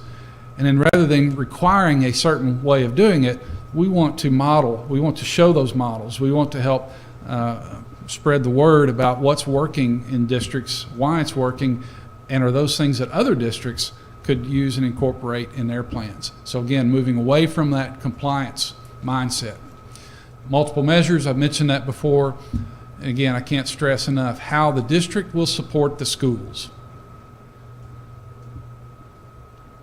And that is going to be a critical component of this, this transition. And it's going to be, we really do call it a transition because we know when you've lived under a methodology for so long that we've had with No Child Left Behind, sometimes it's hard to get out of those thought processes of compliance. And so we know that over the next year or so, we're going to have a lot of conversation and ongoing discussion with our district partners on what does this really mean, and then how we as an agency can better support those districts. But there are also some things that, you know, we had things we want to stop, things we want to start. There are some things that are critical that we want to continue. Core instruction as part of what you're doing in the classroom every day, not the interventions, not remediation, but focusing on the core instruction and the RTI process. Arkansas's RTI has great promise that to this point has not yet been fulfilled. And we're not going to move away from that, but we're going to redouble our efforts to make sure, one, core instruction, Tier 1 instruction is improving and is as good as it can be, because what we don't want to do is have more kids pulled out for the Tier 2, Tier 3 interventions because they miss so much. When they're pulled out, they miss much of the core instruction. Our school improvement efforts, this morning's presentation shows the direction we're headed there. Professional learning communities. Our PD is going to be so much more important now. It's already been important. It's going to be so much more important now that teachers get what they need, not what somebody says we're going to do. Differentiation has to get to that level where teachers can identify what they need to help move their kids. The cycle of inquiry, constantly asking, how do we get better? And then request support as needed. Sometimes schools fear calling the department because they don't want to get in trouble, you know, in quotations. We're seeing great improvement in that. You know, we're seeing more districts being willing and open to reaching out saying, look, we have a challenge here. Do y'all have any help for us? And we want that to grow. We want that thought to become more embedded. Mentioned the transition year, and this is where we're going to have the frequent interaction and discussion through a number of means with our school districts. August 1, that's when Act 930 became effective and ACTAP went away. October 1, for this year, we'll continue to have the submission of ACSIP. November 9th, so we will come back here in the November board meeting. We will have data, if everything goes well, no hiccups. We'll have data at that point to be able to determine, because we still, in this transition year, we have to see who can exit focus and priority. So that's still something we're carrying over, because ESSA says the interventions that until you have fully transitioned to ESSA, you have to maintain the interventions that the districts are receiving under flexibility. April 15th, we will have the rating, A to F rating, based on our 16-17 data. And again, that's going to be not just the test score. Our April of 15 of 2018 A to F rating is going to be based on the multiple measures. Dr. Wild mentioned the May 1 date of submitting a plan, developing the plan, having that plan posted locally on their website so that they can engage in truly planning for the next school year as opposed to the system that's currently in place. And then August 1, as I mentioned, having those school improvement plans posted on their local website for the purposes of ensuring that meaningful stakeholder engagement is going on. Our role during that entire time is that ongoing stakeholder engagement so that we are keeping our school partners informed and reminded about these very important milestones in this process. and answering the question of why. Well, why do we have to do an exit plan in October and then have to do another plan in May? Well, again, because of that transition that we're looking at. Those are questions that we know will be asked, and that we know that over the next several months we have to stay engaged with those folks to ensure that smooth transition from the old accountability to the new accountability.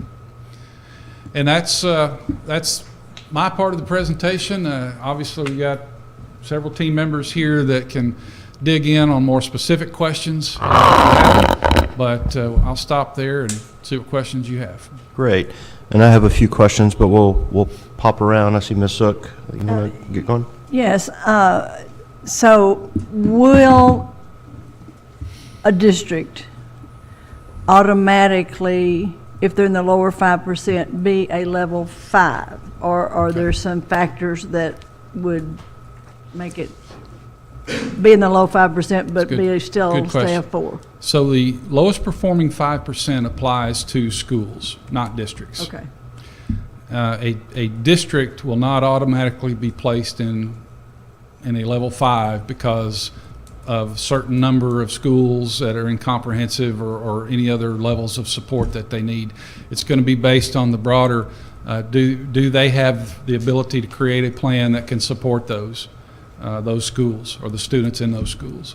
So there's not really an automatic line that you can match up comprehensive, lowest performing 5% to a level of support. It really depends on the broader picture. Ms. Dean, anything? Ms. Reith? Thank you, Commissioner. I know a lot of times in these ESSA conversations, I felt a little lost, and I actually followed all of that presentation, and I appreciate you and your team articulating it in such a clear way. I just had a couple questions thinking on the implementation of this. I know you talked about supports to districts also needing to mean educator support, and I was just wondering where conversations were with co-ops and professional development and what that's going to look like in relation to this. And then the other question I had was, now with academic distress going away, and again, thinking of mechanisms of community engagement, what happens with the community advisory councils that we used to create in the second year? And are there going to be any other kind of mechanisms for community engagement? Those are my two questions. Okay, so let me answer that one, the second one first, and look to see who wants to come up and address the co-op and other questions. Dr. Hernandez? Okay. So under ACTAP, we had the Community Advisory Board that were created for those takeover districts. Well, now, instead of that, you will have different options, because that only occurs if you have a district that is in level 5 support. And your options there as a board, you can remove a board as in the past, or you can leave a board in place and determine, based on the factors that we would present, is there authority of that board that needs to be limited by the state board? So you have an option of leaving. So really what I'm saying is there will be no need for a community advisory board if you choose to leave a locally elected board in place, but maybe limiting some of the authority they have that's very particular to the areas that district is showing in of most need. And then as a follow-up to that, so state control, is that still an option, taking over a school district? Yes, Okay. it is still an option, but as I mentioned, it is different now because you have an option of removing the superintendent, removing a board, or leaving a board in, or removing a board and immediately having a new election for a board. But again, it's a variety of options that the board has not had in the past. But Act 930, we felt it important because of the Lakeview ruling and that piece that said, in the absence of the local community, the local board doing what needs to be done, it is still the state's obligation, the state's responsibility. So we left that in as an option to, in our opinion, fulfill that requirement of the Constitution. But again, Community Advisory Board is not included because of the option of leaving a board in place or reconstituting a board to have that that local involvement. And then for the two school districts right now in state control due to academic distress, is November 9th then going to be in that timeline when we have conversations or look into options in regards to them? I'll let Dr. Hernandez address to the process of the systems analysis and the things that, because he'll be leading a lot of that work on what they're going to be looking at and the timing of when they'll be ready to bring that report back to the board. Okay, thank you, Commissioner. Good morning. Dr. Mike Hernandez, State Superintendent for Office of Coordinated Support and Service.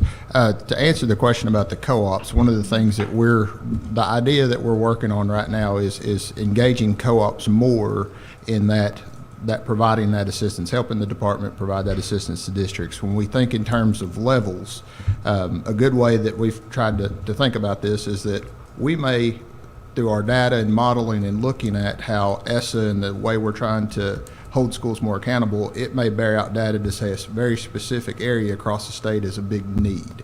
And so, whereas in the past, we may have taken a small group to work with that district many times over to provide that support, we may decide instead of that being for instance, a level 3 support or a level 4 support or a level 2 support, that may become a more general support that we work with the co-ops to provide that assistance directly to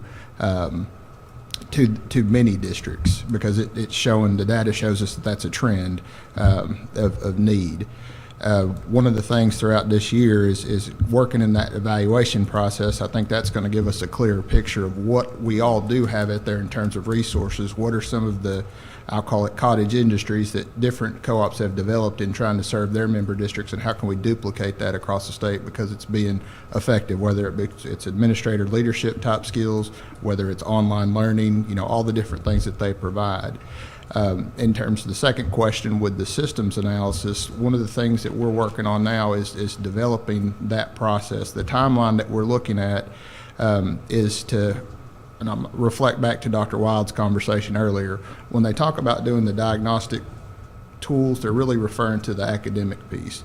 With the systems analysis, we're trying to duplicate those kinds of diagnostic tools over several systems, some of it being community stakeholder engagement, the fiscal operations, the facilities, and those other areas, and then be able to do that. And the timeline we're looking at is kind of a September, October timeframe to be able to have a transitional support type plan ready in November. What the components of that transitional support plan will look like, that's still yet to be determined, and we're kind of working through that process to see what that looks like. So that November 9th date, how does that connect with this?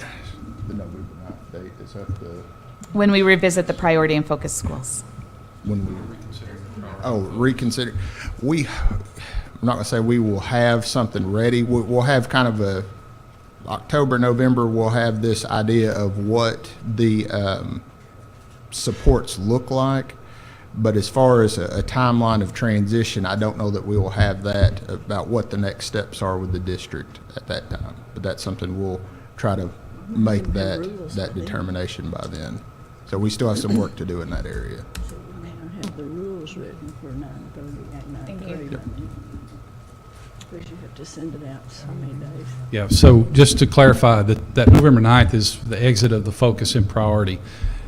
That's, we are, as we mentioned in the timeline previously, for the districts that are in state takeover, will be engaged in determining that transitional support plan for those two districts and bringing that back. Whether we're looking at the fall, do we know that November 9th will be that date? No, I'm not sure, but it could be October. But that is such a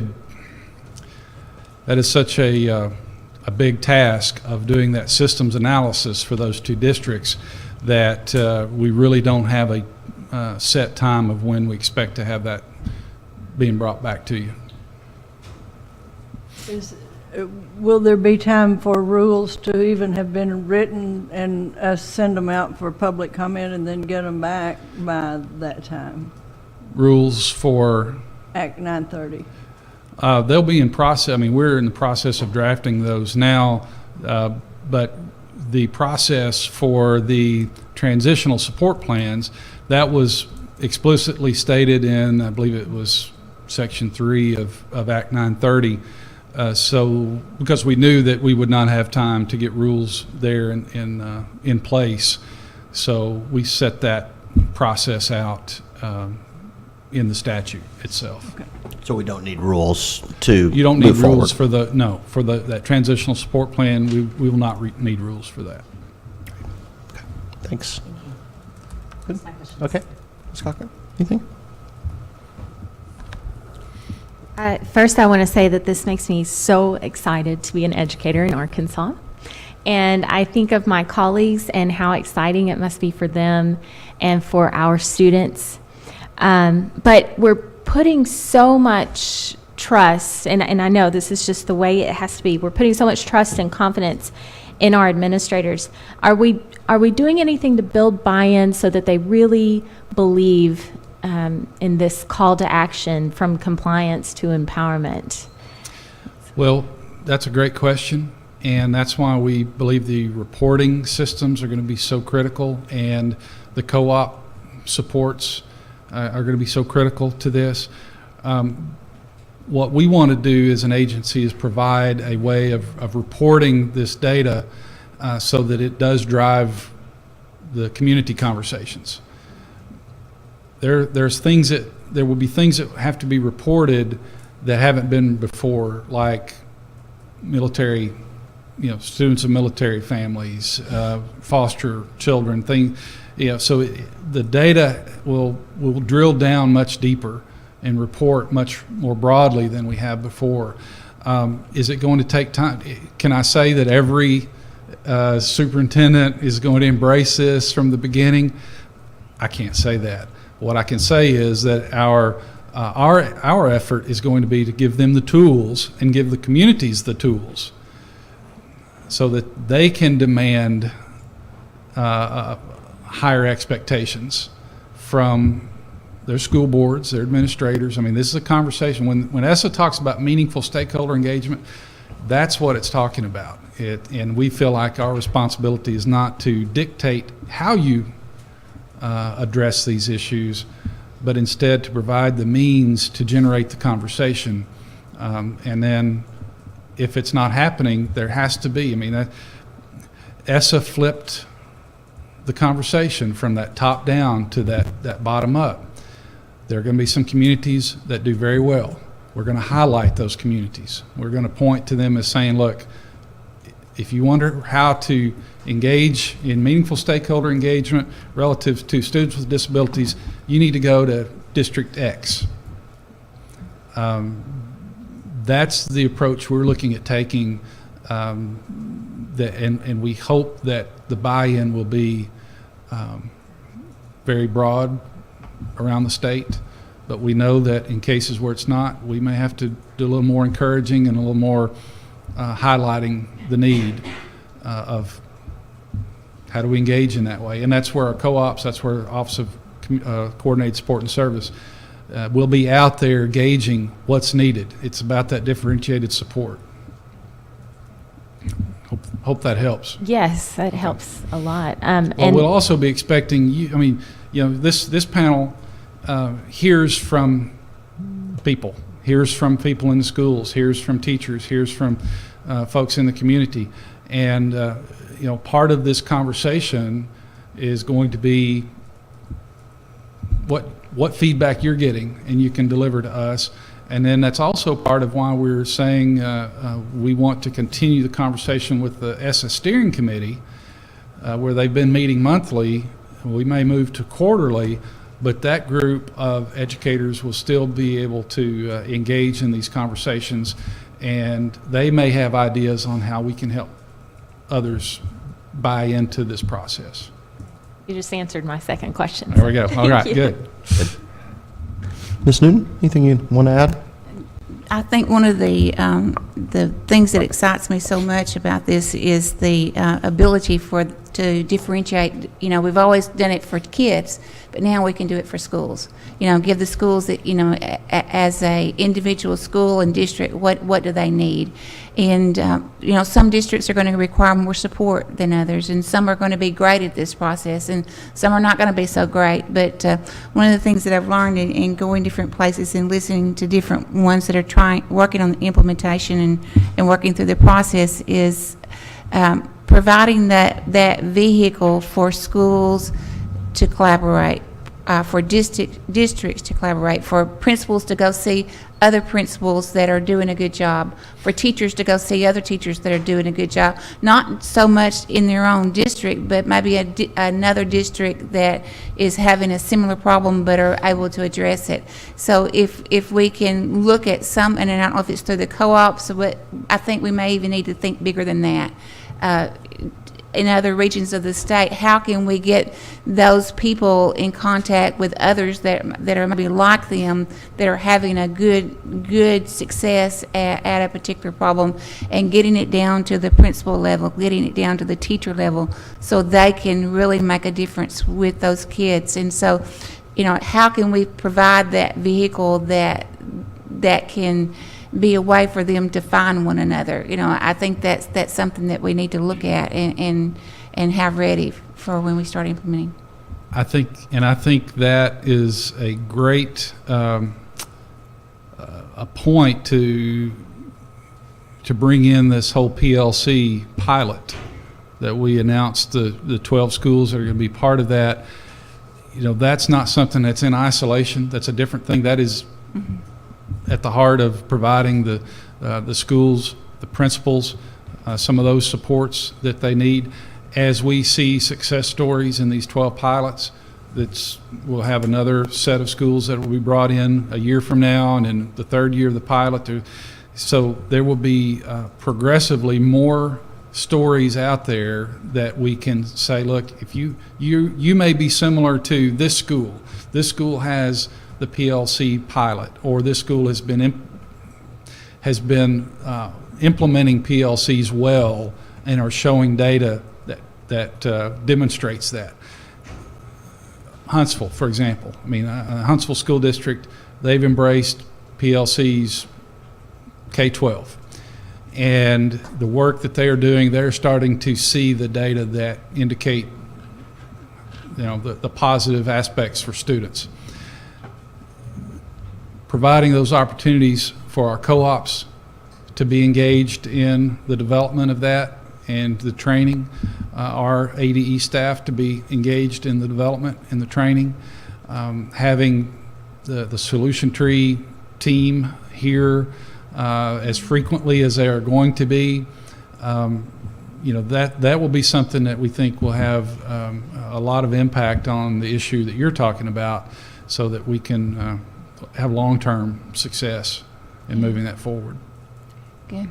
You know, I just think we need to try to look at you know, to get it down to the teacher level, get it down to the principal level, because they're the ones that are doing the work, and we need to support them as much as possible. The PLC pilot, that's just one avenue. RISE Academy, or RISE Arkansas, great response this summer to that. I just visited with our literacy team, and they are excited. Teachers are excited. You know, they feel like they're getting something that is at the teacher level, at the principal level, of giving them something they have not had before, to, at least for reading, be able to move kids the right direction. Those are the things that are going to have a long-term impact. We just have to sustain them. You know, that's been the thing in the past. Many times we've had great initiatives, and we get 2-3 years in, and either the money runs out or leadership changes occur, or whatever. That happens at the state level, happens at the district level, happens at the school level. We have to create sustainability so that when we have things that are working, a leadership change doesn't change the culture that we've established. It's, you get a leader that matches the culture, that can continue the work. So that's going to be a significant difference going forward than what we've seen in the past. Yeah, as a teacher, I can tell you I've seen lots of things come and go, you know, and, you know, some were good and some were not so good, but, you know, we've got to find those things that are good and let them be able to share and you know, share in those areas. There's some districts that are going to need lots of help, and we need to be ready to step in for those teachers and principals. Teachers are still, administrators are still, many cases we hear the feedback and it's kind of like, well, tell us what you want us to do and we'll do it. Well, what this new way of looking at it is, no, you tell us what you're going to do and tell us how we can help you do it. We want you to be creative. I addressed the teachers. Dr. Pfeffer and I went to West Memphis last week and presented to their back-to-school teacher program. And what I told them was, we want to unleash creativity. We want to unleash the creativity of teachers that is there inherently. That's why they're in the classroom, but they don't feel like they can be creative. They don't feel like they can try new things. We want them to feel like they can.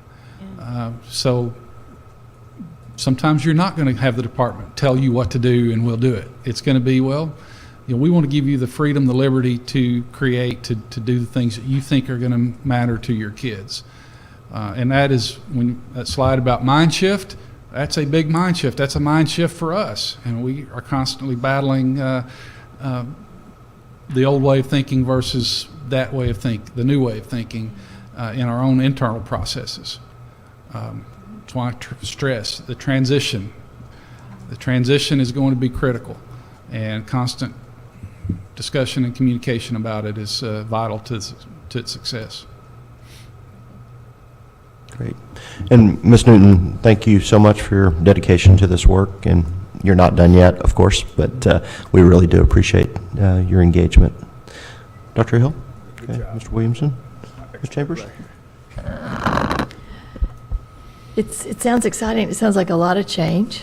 And I do think ownership always feels better than compliance. And to something that you just said, Commissioner, I do think that the best students, best performing students and teachers and schools and districts will thrive with just the psychology of leaning more into owning what they're going to do for success as opposed to being held compliant to it. I think will unleash a differentiated performance. And I think the downside, I don't know if it's a downside, but the difference is I think you're going to see a wider band of performance between your top performers and the lowest performers. And I think then really anticipating the support will be different, identifying those opportunities earlier and helping those students in those schools. On the business, there's a business equivalent to this that we've seen, and it's just it's a different problem. It's not just an incrementally different way of reporting or supporting. This is going to be quite different, which could be fabulous, but it's being ready to spot what will be different problems that will need aid very quickly, or we'll have that we would like to see the whole band move up, not just take the lid off the top and let the top performers get even better. That's great, but we don't want to leave anybody behind. So that was just the cautionary tale, but I certainly applaud the motivation. And that's exactly why we brought Dr. Hernandez in. We revamped the Office of Intensive Support that Mr. Talbert had been running and leading, because we knew that in this new approach, the Office of Intensive Support was created to very specifically help and go in and support those academic distress, those priority schools. But now, because we're supporting at the district level and not the school level, we know there are going to be different parts of the state, different schools within the state that need differentiated support. And what Dr. Hernandez brings with the coordinated support and service is really kind of looking at it as an air traffic controller, to know, okay, when the big planes are coming, what do we need to do with the small planes? Who do we need to set somebody, on the side of the tarmac for 10, 15, 20 minutes while we take care of this other? And so knowing what support can be curated, and that's really what it's about. It's about curating the right type of support for some of these districts, some of these schools, That's where Dr. Hernandez's expertise is going to be so critical. Well said. Thank you. Great. Mr. Black? A gentleman once told me, you fail your way to success. Sometimes you have to identify what doesn't work before you can identify what does work. I think you guys are on the right track. I think there may be some things that you can't foresee right now, and you'll have to be prepared to respond accordingly. I just hope you fail your way to success. Great, thanks. Just a couple of things on the, and this goes back to the first round of states that have submitted their plans. What are we seeing in those kind of back and forth between the states and the department in the approval process that may cause us some concerns as we get ready to submit our report? Are there things that the department is being particularly kind of aggressive with that we may have to make some shifts in this? I'm just kind of curious what to expect in that process. Well, I think in some respects we have already done that between maybe the first draft and the second draft, or the second and the third draft, just how we were tackling the fifth indicator. I mean, we saw some feedback that the feds had given other states prior to their approval that made us rethink, okay, maybe we're not on the right track here, maybe we need to look at it differently. So what you see now in the fifth indicator is quite a bit different than where we were on May 23rd. And that was based on some of the feedback. So yeah, there are some, I don't know if y'all have any other examples of what you're looking at.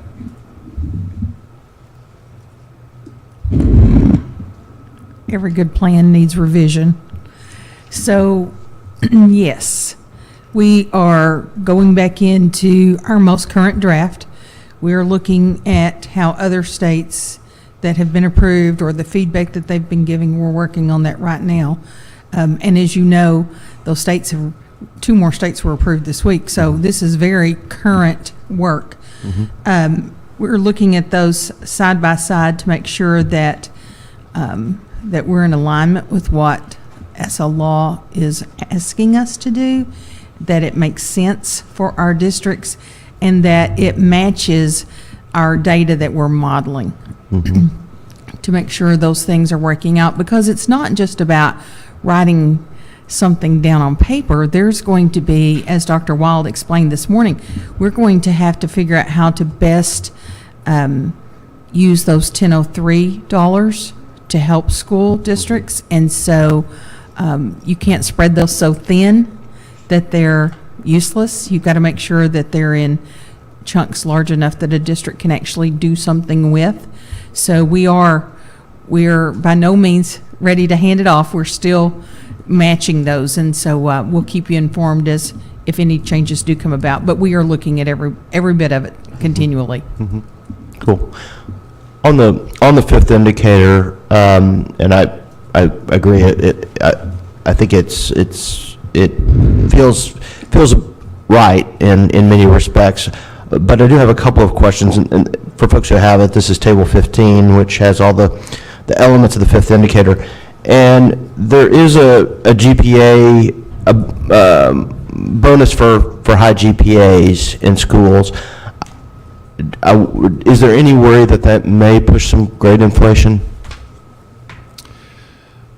Because if you look at that, it's like a slice of a slice. So if you see the impact of the overall weighting there, I don't think that that's so big that it's going to push districts. I mean, there's a lot more bang for the buck in attacking growth and trying to tackle the issues there than there is in trying to make sure everybody in high school gets a high GPA. So I don't think that it's going to create that type of perverse incentive. Yeah, that was exactly what I was thinking about. Are we doing anything here that may actually bite us a bit in terms of some of our other other things. I think I am excited about the community service learning credits inclusion for community engagement. I do think that we may at some point, because we had the question yesterday, Ms. Zook asked about how those actually operate, those partnerships with nonprofit organizations. At some point in the coming months, we have plenty to do, but it might be nice to have a report at sometimes just on those, because we've really not ever, I think, spent much time learning what those are, and especially now that they're part of the fifth indicator, they probably are going to become a more central component of school experiences, and I think we want that kind of model to proliferate, but it would be helpful, I think, for us to get a little more insight into how they do work, where they're successful, all those kinds of things. Happy to do that. You know, the addition of the community service learning piece, that law's been in effect since 93. Yeah, Yeah. I was going to say back to early 90s, and I think it got lost. Yep. In the context of where we were headed, you know, promoting college readiness, and so some of that community service learning just fell by the wayside. We rediscovered it in this conversation about how do we create a very good fifth indicator that is meaningful to students.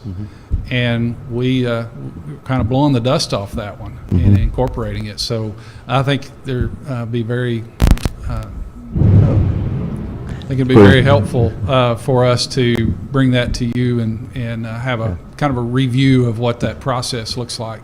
Because my gut is a lot more schools are going to be looking at those partnerships, and so we need to, and we may be asked to evaluate more of them, so we can ask some of the questions here.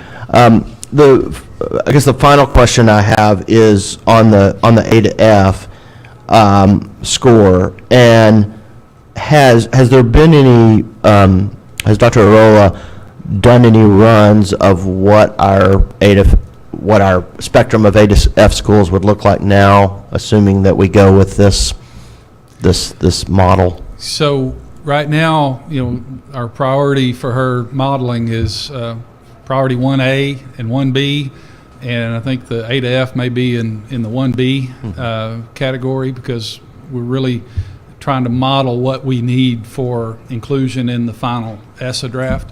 But I know she is thinking along the lines of, you know, what data sets need to be as part of that. So I'd say in the coming weeks, we should have a little bit more information on that. Cool. Unless, is that accurate? We've not seen any modeling of A to F, because really, in many ways, the fifth indicator changes totally are going to revamp anything that she would have done as part of A to F. Yeah. So we're still in the phases of modeling those right now. So at some point on the A to F issue, the board will need to set some cuts for each of the A through F, and so that'll be part of I guess we'll do that on an emergency basis to get it ready for the next year. Is that kind of how we'll do it? That's an option. I mean, we hope that we don't have to use the emergency option, but that would be an option if we needed to. We hope to have much of that ready. When I say pretty soon, I know it's very ambiguous, but it's about the best I can give you right now on that. But because the ESSA index is going to inform that, and that's one of the beautiful things about this process, is A to F is going to be informed by what we're doing on the other side of accountability, not a different set of calculations. I know, so I think that process is going to go much more quickly to get from ESSA index to A to F. Yeah, and reducing the number of scores so we can actually communicate with the public in a more meaningful way about what all these things mean. Right. So, yeah, good. Yeah, Ms. Chambers? Sorry, Commissioner, one last question. So back to, if we're, let's assume because of the laws, but also that we're very open to a better model for student performance, will we be able to tell if student performance is the ultimate and most important goal, can we tell how we did with what we were doing with ACTEP up to this point? And will we be able to tell in a meaningful way going forward that this is better? I know it'll feel better. Will it produce a better result? I think it will produce a better result simply because it is multifactored versus solely dependent on that one test. Because when you look at what we're going to be incorporating, what we want is the fifth indicator pieces to drive performance. So we want students to be engaged in things that are fifth indicator components that where there is either direct or indirect benefit to their growth on assessments or their achievement on assessments. So will there be an effort to a concordance type like we did before? I don't really know if that would be possible because of, but I do think you're going to see in the distribution of schools, you may see some differences in how schools that had previously not been getting recognized for positive things they were doing in that broader sense of what school needs to be, you may see some changes there in the distribution of those. So I think it won't be a crosswalk necessarily from one to the other, but I think you will see some maybe some general differences that or there'll be some parallels in some area. Thought they got me on that one. There'll be some parallels in some examples and some that really aren't parallel in other examples. So it's I don't think we've really explored on a calculation of how you could match the old way to the new way. Better oftentimes is in the eye of the beholder, but if you could help us over time, quantitatively, to your point, qualitatively, judge, are we doing better by the children? Well, let me give you an example of one area that I think you will see difference, and that's because now the notion of super subgroups is eliminated. That was part of No Child Left Behind that now is not, and these student groups have to stand alone. I think you're going to see some differences in schools that maybe have a great reputation of meeting the needs of their students, maybe or maybe not meeting the needs of those student subgroups. And I think those are the conversations that are going to be very meaningful to helping schools get the resources they need or rethink the way they're allocating resources. In many respects, it's the resource allocation at the district and school level that I think is probably, to your question, it's going to move us in a better way to meet the needs of kids. Because before, you really didn't drive resources based on some of that data. Now, there's going to be much more data that you can parse out and say, okay, if we're not meeting the needs of students with disabilities, we're not meeting the needs of the English learners, how are we allocating the funds to meet those needs? And maybe we need to make some changes in the internally to at the district levels. Thank you. And although they'll be weighted differently, you'll still have that end of year test. So if you wanted to take that little piece versus the weight that it had before, you can still see before they were doing this and now we're doing it differently, and it's just a small portion, but you'll still be able to see the scores and if they are getting better, worse, or staying the same. You know, that to some degree that's been there and available before at a higher level. I'll give you an example. We had a district that they really took a deep dive on their graduation rate last year because they didn't realize their graduation rate at senior year was impacted by things that were happening in ninth grade. And so when they dug back and they looked at ninth grade and they saw what kids were missing in ninth grade, they went back to fix the ninth grade. It wasn't about fixing senior year. So we'll have greater opportunity for those types of conversations compared to the ACTAP system. Great. I do think you're totally right. We can pull out each of these pieces. I do think we, as the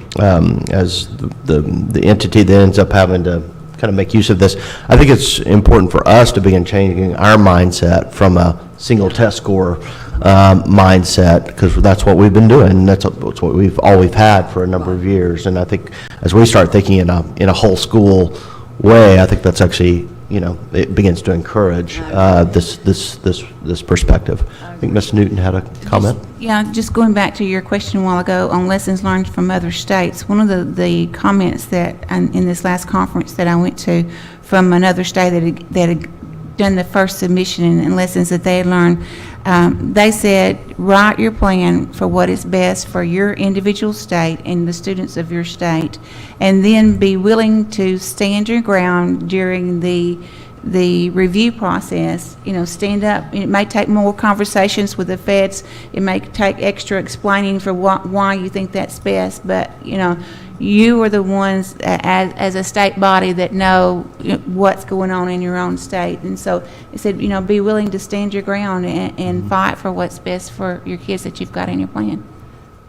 Great. Yeah, I was reminded too that the progress on the long-term goals, that's directly at the academic side. That's directly that annual assessment. That's where that goal is going to be driven from.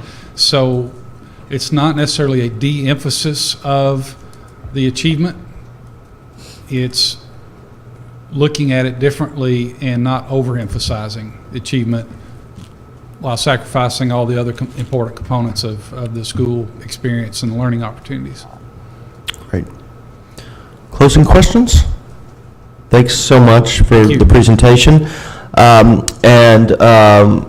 Lunch, Ms. Hollis, for those who are staying around, will be in 201A. Could I entertain a motion to adjourn? So moved. Second? Second. All right, motion by Ms. Zook, second by Mr. Block. All those in favor say aye. Aye. Opposed? Have a great month. Happy start to the school year. Lobby and watch the rain. Yeah, go stay dry.